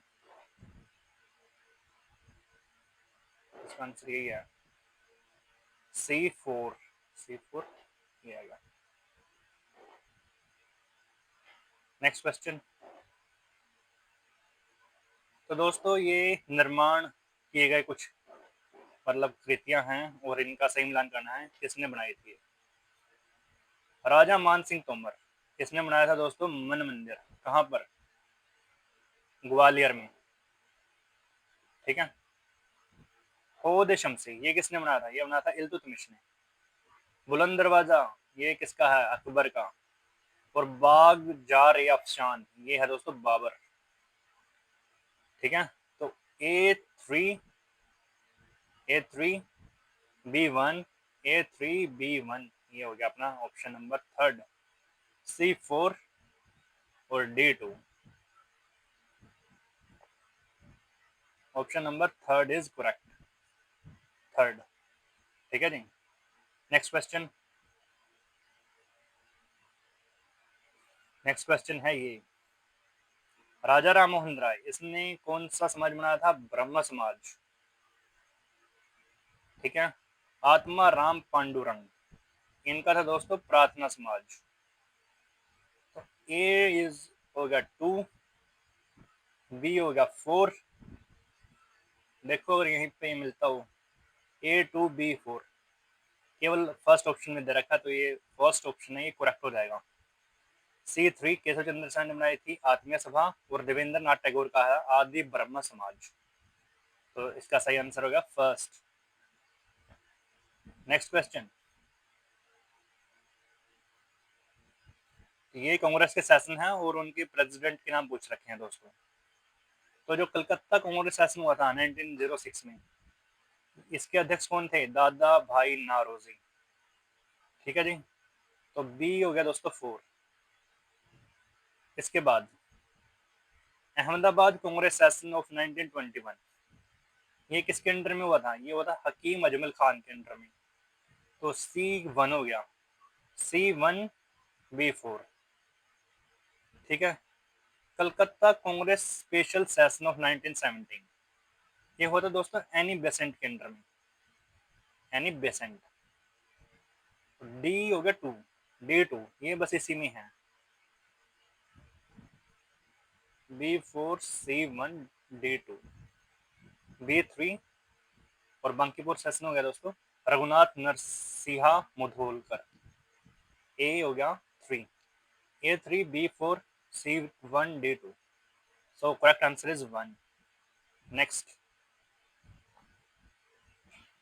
दोस्तों बुक्स दे रखी हैं और उनके राइटर का नाम सही मिलान करना हमें इसमें। तो जो मार्क ब्लूक है इनकी बहुत फेमस बुक है दोस्तों ये the historian craft. E.H. Car इनकी बुक्स है दोस्तों व्हाट इज हिस्ट्री। एरिक हॉब्सबन इनकी बुक्स का नाम है दोस्तों द प्रैक्टिस ऑफ हिस्ट्री। और बी शेख अली इनकी बुक का नाम है हिस्ट्री थ्योरी एंड मेथड। बहुत हिस्टोरियोग्राफी के लिए बेस्ट बुक है दोस्तों ये, ठीक है। नेट में स्पेशल यूनिट है हिस्टोरियोग्राफी से रिलेटेड, तो अगर आप ये बी शेख अली की हिस्ट्री थ्योरी एंड मेथड पढ़ के जाओगे तो बहुत ज़्यादा चांसेस आपके हिस्टोरियोग्राफी क्वेश्चन है वो सही हो जाएंगे। तो इसका आंसर क्या आएगा, ए थर्ड, B4, ए थर्ड B4 ये इसमें दे रखा है D1। Answer number 4 is correct. Next question दोस्तों द कैरेक्टर ऑफ भगवान श्री कृष्ण टीचेस अस। तो विश्वात्मा का कॉन्सेप्ट भी भगवान श्री कृष्ण सिखाते हैं हमको। Place of everyone in one's life ये भी सही है। ट्रू फ्रेंडशिप यस, जैसे अर्जुन और भगवान श्री कृष्ण पक्के फ्रेंड थे, ठीक है जी। बैलेंसिंग ऑफ इमोशन ये भी सिखाया जाता है दोस्तों, जैसे अर्जुन जब उनका कर्तव्य करने का टाइम आया ड्यूटी करने का तब वो इमोशनल हुए थे काफ़ी। भगवान ने कहा कि आपको इमोशन छोड़ने पड़ेंगे और अपनी ड्यूटी करनी पड़ेगी। तो ये हो गया बैलेंसिंग ऑफ इमोशन, ये भी महाभारत सिखाता है हमको, तो इनडायरेक्टली भगवान श्री कृष्ण सिखा रहे हैं। ट्रिविलियस कैरेक्टर ये नहीं सिखाते दोस्तों, ये होता है गलत आचरण, तो ई हो जाएगा गलत। इसका आंसर क्या आना चाहिए, ABCD। आंसर आ गया ABCD फर्स्ट। हिंदी में दे सकते हो आप, विश्व तत्व, जीवन में प्रत्येक व्यक्ति का स्थान, सच्ची मैत्री, भावना व संतुलन और फूहड़ पात्र, कपट पूर्ण आचरण, ये गलत हो गया, ठीक है। तो इसका आ गया ABCD। Next question, reasons for continuous existence of Jainism in India. Jainism के भारत में मतलब अस्तित्व के कौन कौन से कारण हैं। जिनकी थ्योरी है लीव एंड लेट लीव, जियो और जीने दो, ये भी सही है। अहिंसा परमो धर्म, ये भी सही है दोस्तों। ट्रेड एंड कॉमर्स, ये भी बिल्कुल सही है। Nature of blood for blood, मतलब खून के बदले खून, ये नीति नहीं है दोस्तों जैनिज्म में, क्योंकि इसमें नीति है अहिंसा परमो धर्म और ह्यूमन फ्रेटर्निटी, मानव बंधुवाद, ये भी बिल्कुल सही है। तो डी जो ऑप्शन है ये हो जाएगा एलिमिनेट, डी को कीजिए एलिमिनेट। तो डी को किया तो आ गया दोस्तों ABCE। नेक्स्ट क्वेश्चन,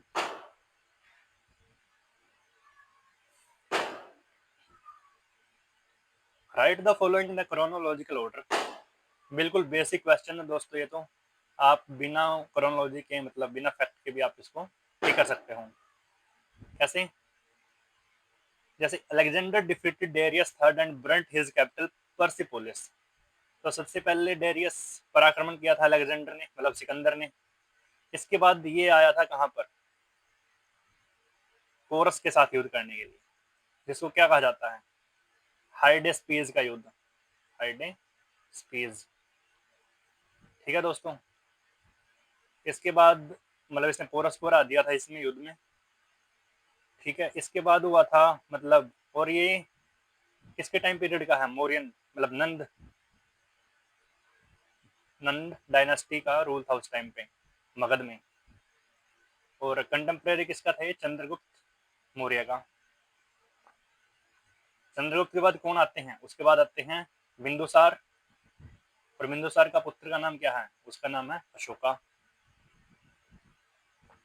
तो आएगा डी, ई, उसके बाद आएगा ए। ओके दोस्तों, और उसके बाद assassination of Brihadratha the last Mauryan king bye Pushyamitra. इसके बाद आ जाएगा सी, बृहद्रथ अशोक की पीढ़ी का एक रूलर हुआ है जिसकी हत्या उसके सेनापति पुष्यमित्र शुंग ने की थी, जो एक ब्राह्मण था। ठीक है, तो इसने इसको मौत की घाट उतार दिया था। और इसने किस वंश की स्थापना की थी? ये इसने वंश कौन सी करी थी? शुंग वंश की, शुंग वंश, शुंग डायनेस्टी। ठीक है दोस्तों, और इसके बाद आता है B, Yuezhi tribe were defeated and expel from Chinese Turkistan. तो इसका जो सही आंसर है वो क्या हो जाएगा? पहले आया ये डी, ई, ए, सी, बी। डी, ई, ए, सी, बी। तो answer number first is correct. In India वर्णाश्रम धर्म डिनोट्स द इम्पोर्टेंस ऑफ। दोस्तों ये क्वेश्चन भी ड्रॉप किया गया था फाइनल आंसर की में, क्योंकि जो वर्णाश्रम धर्म है इसमें जो इंटेलेक्चुअल एबिलिटी है ये किससे रिलेटेड हो गया? ये ब्राह्मण से रिलेटेड हो गया। Power to protect new kings of society ये किससे संबंधित है? अक्षत्रिय से। Necessity of toilers and workers ये शूद्र कम्युनिटी से संबंधित है दोस्तों। और encourages caste system, caste system से इसको बढ़ावा ही मिल रहा था, जैसे वर्णाश्रम जो धर्म था इससे। तो ये तो सही है वैसे। ठीक है, तो इसका जो आंसर होना चाहिए था ए, बी, सी, डी, चारों के चार, मतलब पांचों के पांच, सॉरी, सही होने चाहिए थे। बट इसमें देखा ऑप्शन केवल चार ही। आप इसको एलिमिनेट कर सकते हो दोस्तों, क्योंकि वर्णाश्रम सिस्टम में और कास्ट सिस्टम में अंतर होता है। वर्ण चार होते हैं, ब्राह्मण, क्षत्रिय, वैश्य और शूद्र। कास्ट बहुत सारी हो सकती हैं, तो इसको एलिमिनेट कर सकते हो आप, ई को। तो जहां पर ई नहीं है, ई कहां पर नहीं है? ई नहीं है जी दोस्तों यहाँ पर ए बी सी डी में। तो ये आंसर आप सही मान सकते हो, ऑप्शन नंबर थर्ड। बाकी चलते हैं नेक्स्ट क्वेश्चन की ओर। India from the beginning believed in agro based industries because growth in. मतलब कि आरंभिक काल से ही भारत कृषि आधारित उद्योगों में विश्वास करता था। इसका कारण निम्नांकित में से किन क्षेत्रों में वृद्धि थी? कृषि उत्पाद, बिल्कुल सही बात है। धातु क्रम उद्योग, ये भी बिल्कुल सही है, क्योंकि कृषि में उत्पादन तभी संभव है जब अच्छी प्रकार के आपके पास धातु के यंत्र हो आपके पास। ठीक है जी, जो प्लो होता है वो मेटल का ही बना होता है, तो धातु क्रम उद्योग उसके लिए नेसेसरी है। कुटीर उद्योग, कुटीर उद्योग दोस्तों ये थोड़ा संशय में है। और विदेशी मुद्रा संचय, ये इससे कोई मतलब संबंधित नहीं कह सकते आप इसको कि कृषि आधारित उद्योगों में विश्वास किया था क्योंकि विदेशी मुद्रा संचय ज्यादा हो रहा था। नहीं दोस्तों, एक एक व्यक्ति का आवश्यकता पर आधारित, ये आप सही मान सकते हो। तो दोस्तों इसके जो सही आंसर है उसमें आपको डी एलिमिनेट कर सकते हो आप। ठीक है जी, डी देखो कहां पर नहीं है, यहाँ पर नहीं है, तो इसका आंसर आ जाएगा थर्ड। यहाँ पर भी है, मतलब यहाँ पर भी नहीं है डी। तो दो ऑप्शन इसके बिल्कुल सही दे रखे हैं, इसलिए ड्रॉप किया गया था दोस्तों क्वेश्चन। इसके तीसरा और चौथा कोई भी आप टिक कर सकते हो। Next, establishment of Hindu colonies outside India are the efforts of. दोस्तों ये क्वेश्चन में ड्रॉप हुआ था क्योंकि हिंदू कॉलोनीज है जो आउटसाइड ऑफ इंडिया केवल पल्लवाज और चोलाज इनके द्वारा ही स्थापित की गई थी।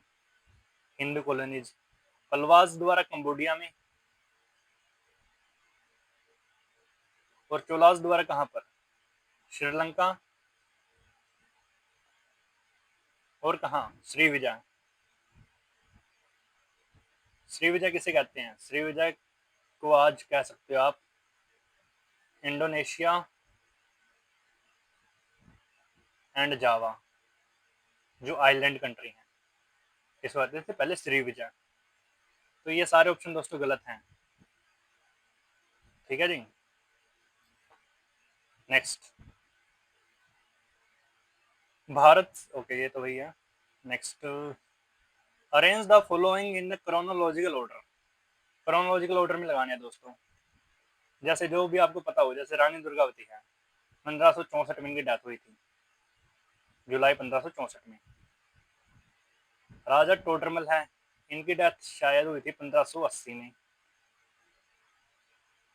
बाटल ऑफ हल्दी घाटी ये हुआ था दोस्तों 1576 में, महाराणा प्रताप और अंग्रेज इसके अकबर के बीच में। कंप्लीशन ऑफ हुमायूं टोम्ब, ये दोस्तों आई थिंक 1573 में बननी शुरू हुई थी दोस्तों ये, और 1580 के आसपास इसको बना दिया गया था। तो सॉरी, आई थिंक 1580 में, ये 1572 में बनी थी दोस्तों, बन के तैयार हो गई थी 1572 में। और कितना टाइम लगा था? 1562 से लेकर 1572 तक हुमायूं का मकबरा था ये बना था। ठीक है जी।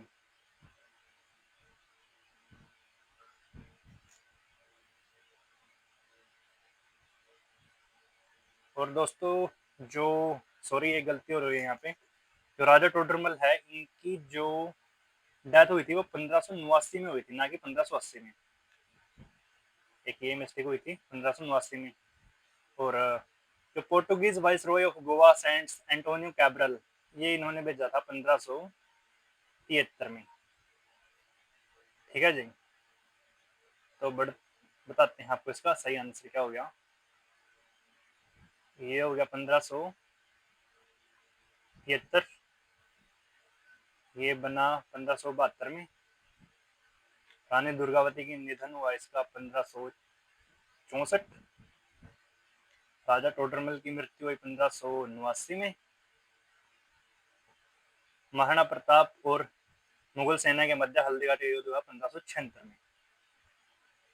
तो सबसे पहले क्या हुआ दोस्तों? हुमायूं के मकबरे का निर्माण हुआ 1572 में।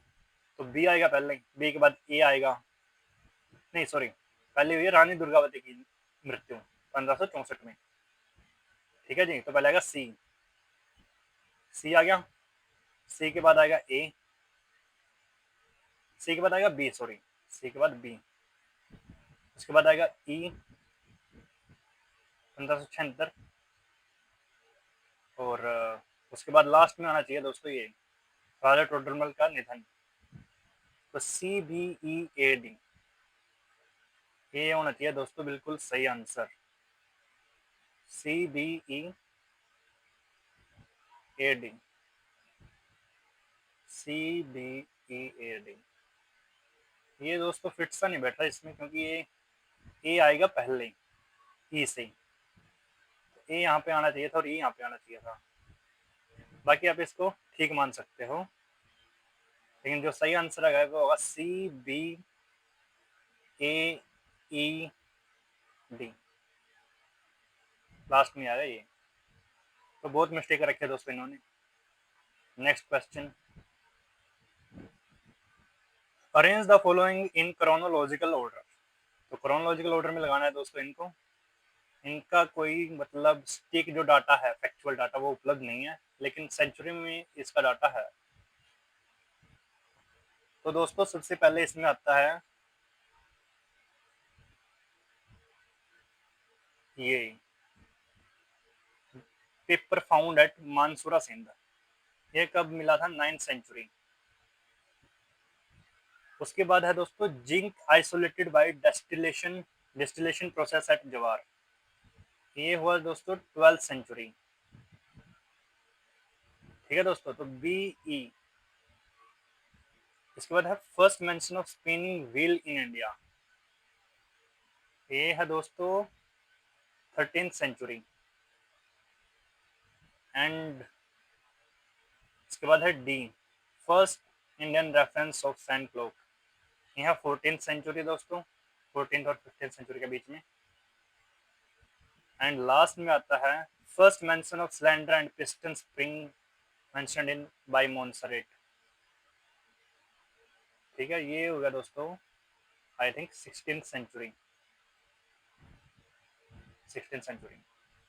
तो सबसे पहले आएगा बी, उसके बाद ई, फिर ए, फिर डी, सी। तो option number 2 is correct. Next, arrange the following in the ascending correct chronological order of their establishment। तो हम इन कमीशन को हमें क्रोनोलॉजिकल ऑर्डर में लगाना है दोस्तों। कौन से क्रम में लगाना है? देखो, स्थापना के आधार पर सही कालक्रम के अनुसार। तो दोस्तों हमें इसको ऑर्डर में लगाना है स्थापना के आधार के। मैंने एक ट्रिक से याद कर रखा है इसको, CHSLM। आप भी ऐसे याद कर सकते हो। सबसे पहले आएगा कैम्पबेल कमीशन, इसके बाद आएगा H Hunter commission. Hunter commission कब हुआ था? 1882 में। और कैम्पबेल हुआ था 1866 में। ठीक है जी। और फिर एस मैंने स्ट्रेचिंग, और एल लियाल कमीशन, और फिर आ गया एम मैकडोनाल्ड कमीशन। मैकडोनाल्ड सबसे लास्ट में हुआ दोस्तों। और कब हुआ ये? 1900 में। और जो लियाल कमीशन है ये 1897 में। और स्ट्रेची हो गया 80 में। स्ट्रेची 1880। तो दोस्तों इसका जो सही आंसर हो जाएगा वो हो जाएगा क्या? सी, मतलब बी कैम्पबेल, उसके बाद EDCA। ठीक है जी। सबसे पहले कैम्पबेल आ गया, उसके बाद आ गया सॉरी, सबसे पहले आएगा कैम्पबेल हो गया, बी आ गया, बी के बाद आएगा हंटर 1882 में है, सॉरी। तो बी, ई आ गया 80 में।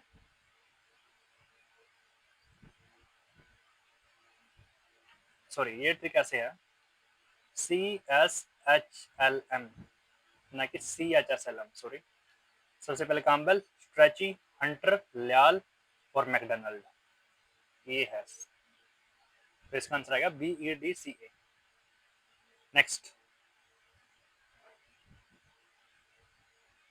Arrange the following in the ascending correct chronological order of their occurrence. तो ये कंस्पिरेसी केस दे रखे हैं दोस्तों, इनको हमें सही क्रोनोलॉजिकल ऑर्डर में लगाना है। सबसे पहले जो मुजफ्फरपुर कंस्पिरेसी थी, ये दोस्तों हुई थी 1908 में। खुदीराम बोस और प्रफुल्ल चाकी इससे संबंधित है। लाहौर कंस्पिरेसी केस, ये भगत सिंह, बटुकेश्वर दत्त और सुखदेव से संबंधित है, 1929 में। काकोरी कंस्पिरेसी केस, ये कब हुई थी दोस्तों? ये हुई थी 1925 में। कौन संबंधित है इससे? इससे पंडित राम प्रसाद बिस्मिल और अशफाक उल्लाह खान संबंधित हैं। मेरठ कॉन्स्पिरेसी केस, ये हुआ था दोस्तों 1929 में, ये भी। और कानपुर कॉन्स्पिरेसी केस हो गया 1924 में। तो इसका सही ऑर्डर क्या हो जाएगा? सही ऑर्डर दोस्तों ए के बाद कौन सा है? ए के बाद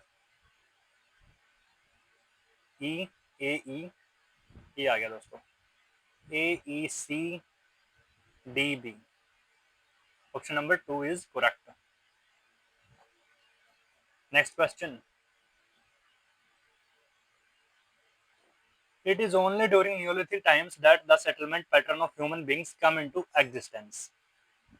तो बिल्कुल सही है बात दोस्तों। ये नियोलिथिक जो पीरियड था, मतलब कि नव पाषाण काल था, उसमें ही मानव ने रहना शुरू किया था एक ही स्थान पर।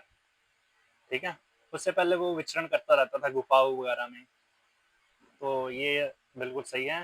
During palaeolithic and mesolithic times human beings perhaps did not think of settling at one place, ये भी सही है दोस्तों। Both A and R correct and सही एक्सप्लेनेशन है ये, सही। हिंदी में और देख लो। नवपाषाण काल में ही मानव मात्र का स्थापन प्रतिरूप अस्तित्व में आया, सही है। पूर्व पाषाण काल और मध्य पाषाण काल में संभवतः मानव ने एक स्थान पर बसने के बारे में नहीं सोचा था, ये भी सही है। तो ए और आर दोनों सही हैं, आर ए की सही व्याख्या है। नेक्स्ट,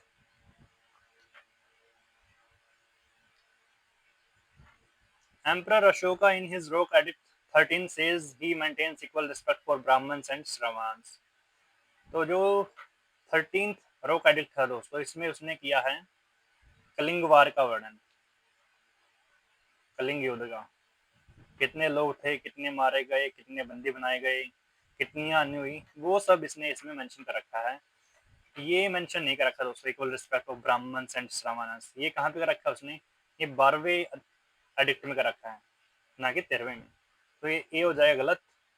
ही बिलीव्ड इन सर्वधर्मा संभाव, ये बिल्कुल सही स्टेटमेंट है दोस्तों, तो ए हो जाएगा गलत। A is not correct but R is correct. Option number 4 is true. Next, Guru Nanak was an eyewitness of general massacre and the treatment meted out to the people by Babur when he invades India in 1521। ये statement दोस्तों बिल्कुल correct है। और इस time पे जो गुरु नानक जी थे, ये कहाँ पर थे, ये थे सैयदपुर में, जब बाबर का अटैक हुआ था वहां पर। और ये कहाँ पर पड़ता है, लाहौर के पास, पाकिस्तान में। Next statement, the Mughal emperors were conscious of the growing importance of Sikh gurus and tried to engage them in order to influence and if possible to control them। बिल्कुल सही स्टेटमेंट है दोस्तों ये। एक बार आप हिंदी में और पढ़ लीजिए इसको, हिंदी में। गुरु नानक वर्ष 1521 में बाबर के भारत आक्रमण के दौरान महान नरसंहार और जनता के साथ होने वाले दुर्व्यवहार के चश्मदीद गवाह थे। बिल्कुल सही स्टेटमेंट है। मुगल सम्राट सिख गुरुओं के बढ़ते हुए महत्व से अवगत थे और अपना प्रभाव छोड़ने के लिए, संभव होने पर उन्हें नियंत्रित करने के लिए उन्हें अपने से जोड़ने का प्रयत्न किया। ये भी स्टेटमेंट बिल्कुल सही है। तो ए कथन दोनों सही हैं, ए और B. Next, below are two statements, one is labeled assertion and reason। land grants were given to only brahmins। तो ये स्टेटमेंट दोस्तों इनकरेक्ट है, क्योंकि जो लैंड ग्रांट्स थी वो बाकी जो समुदाय थे उनको भी दी जाती थी। इन ब्राह्मण्स को दिया जाता था ओनली अगर हारा लैंड थी जो, वो स्पेशल ब्राह्मण्स के लिए थी। बाकी जो लैंड ग्रांट्स हैं वो किसी को भी दे सकते थे। Even barbers were given during Vijayanagara kingdom, मतलब कि नाइयों को भी लैंड ग्रांट दी जाती थी विजयनगर अंपायर में। ये बिल्कुल सही स्टेटमेंट है। तो A is wrong, B is sorry R is correct. A is false but R is true. Answer हो गया ऑप्शन 4। नेक्स्ट स्टेटमेंट,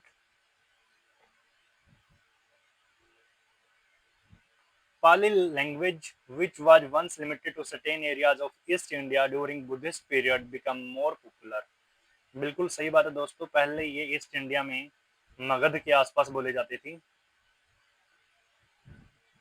मगध, ठीक है जी।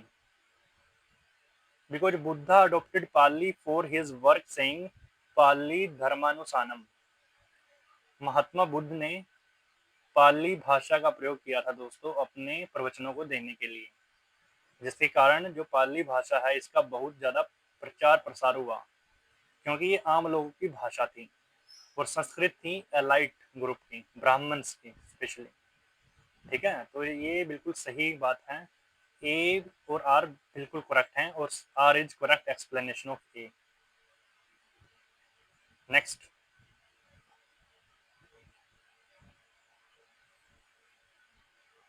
तो ये दोस्तों ये दी गई है, हमें एक पैसेज दिया गया है, इसको पढ़ के कुछ आंसर देना है। क्वेश्चन होगा। Bhau did not get any additional reinforcement from south. He made a great mistake in not guarding adequately the forts at the Jamuna and maintain his connection with the south. भाऊ यहाँ पे कौन है? सदाशिव राव भाऊ, Maratha commander थे दोस्तों ये, और ये किस युद्ध से संबंधित है? थर्ड बैटल ऑफ पानीपत से, third BOP battle of Panipat, ठीक है, 1761। किसके बीच हुआ था ये? मराठा और अहमद शाह अब्दाली के बीच में। तो आप पढ़ लीजिए इसको एक बार थोड़ा सा। A large part of forces were massacred and annihilated. Remnants were persuaded, slaughtered. A large amount of booty was captured by the victors. Victor कौन हुए थे? Abdali. The total loss of Marathas is estimated 50,000 horses, मतलब कि 50,000 घोड़ों का नुकसान हुआ। 2 lakh kettles, 2 lakh पशु मारे गए थे, और 1000 ऑफ कैमल्स, हजारों की संख्या में ऊंट, hundreds of एलिमेंट, सैकड़ों हाथी, और large amount of cash and jewellery, और बहुत बड़ी संख्या में कैश और आभूषण। It was a disaster to them. Vishwas Rao and Sadashiv Rao Bhau were killed, मतलब कि इस युद्ध में विश्वास राव और सदाशिव राव भाऊ दोनों मारे गए थे। दोनों के दोनों महान मराठा सेनापति थे दोस्तों। अब इसके क्वेश्चन देखते हैं। The following passage refers about which important battle? तो ये है battle of Panipat, third. Who was commander in chief in this battle? इस बैटल में कमांडर इन चीफ मतलब मुख्य सेनापति कौन था? ये सदाशिव राव भाऊ। Next, what were not consequences of this war? Maratha lost their support in North India, बिल्कुल सही है दोस्तों, ये consequence था। Maratha lost heavily in man, money and military power, ये भी सही है। Peshwa Balaji Rao died soon after hearing news of terrible disaster, ये है भी सही है दोस्तों। It paved the way for Ahmad Shah Abdali to carve a kingdom in North India। ये स्टेटमेंट दोस्तों थोड़ी सी डाउटफुल है, और इसका आंसर ये दे रखा है दोस्तों आंसर की में, तो आप इसी के साथ जाएंगे। It's answer is 4।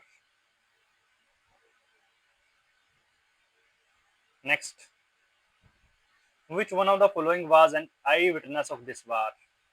इस वार के चश्मदीद गवाह कौन थे? कौन थे दोस्तों? ये थे Kashiraj Pandit, Kashiraj Pandit. Next, which was not one of the reasons for the defeat of Marathas? All the Muslim leaders of North combined against Marathas। ये स्टेटमेंट दोस्तों एक्सट्रीम स्टेटमेंट है, ऑल आ रहा है यहाँ पे, तो गलत स्टेटमेंट है दोस्तों ये, क्योंकि केवल 2 मेन मुस्लिम लीडर्स थे, वो ही कंबाइन हुए थे। जैसे रोहिल्ला हुए थे, प्लस में कौन था? अवध, ठीक है, ये 2 पावर थी, ये कंबाइन हुई थी मराठा के विरोध में। बाकी और भी मुस्लिम मतलब स्टेट्स थे, उन्होंने ज्वाइन नहीं किया था इसको, तो ये स्टेटमेंट होगी गलत। सेकंड स्टेटमेंट देखिए, the Hindu rulers except Surajmal Jat did not join and supported Bhau. दोस्तों ये स्टेटमेंट भी वैसे गलत है, क्योंकि महाराज सूरजमल का इनके साथ कुछ एग्रीमेंट हुआ था, लेकिन इन्होंने बाद मतलब युद्ध के समय में उनकी कोई सहायता नहीं की थी।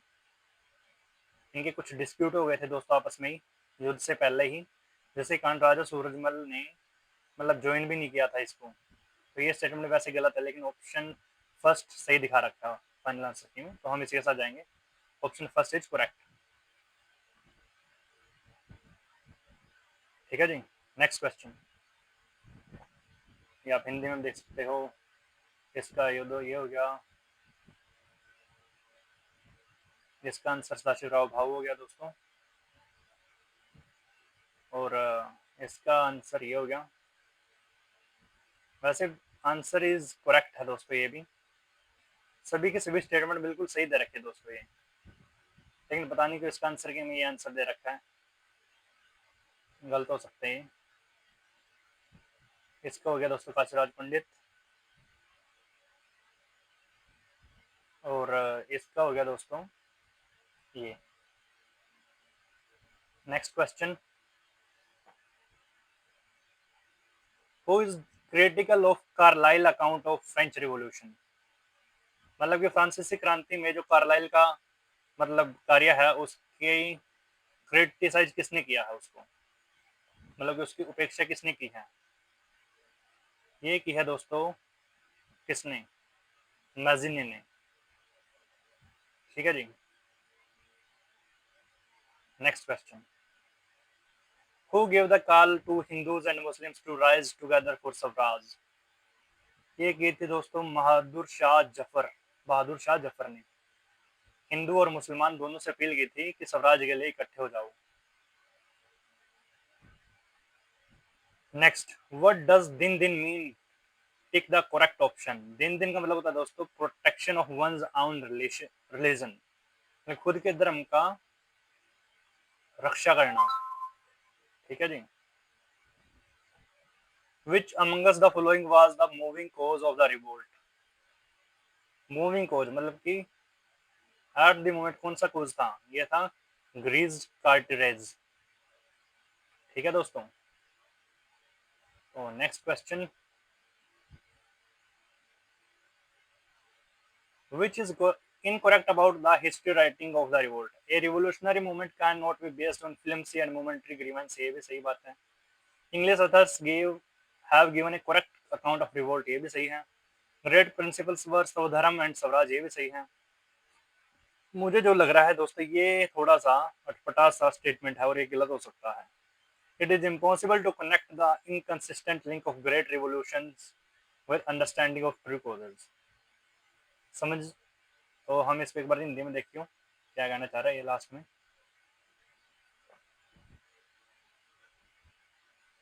कि विद्रोह के इतिहास के बारे में सही नहीं है।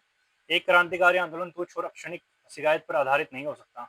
सही बात है, मतलब मेजर कोज मिलेगा उसके बाद में।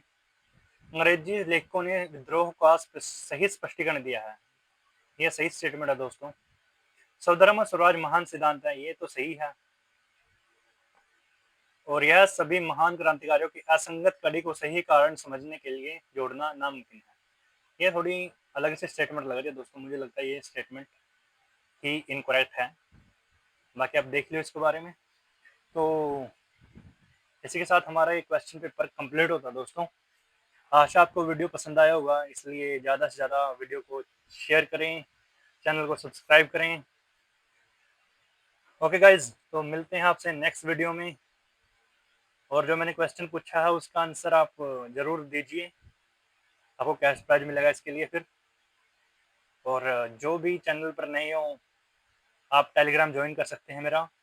टेलीग्राम पर मैं इंफॉर्मेशन डालता रहता हूँ वीडियो के रिगार्डिंग, तो आप उसको ज्वाइन कर सकते हैं। डिस्क्रिप्शन में मैंने उसका लिंक दे रखा है। Okay guys, keep watching, take care, thank you, see you.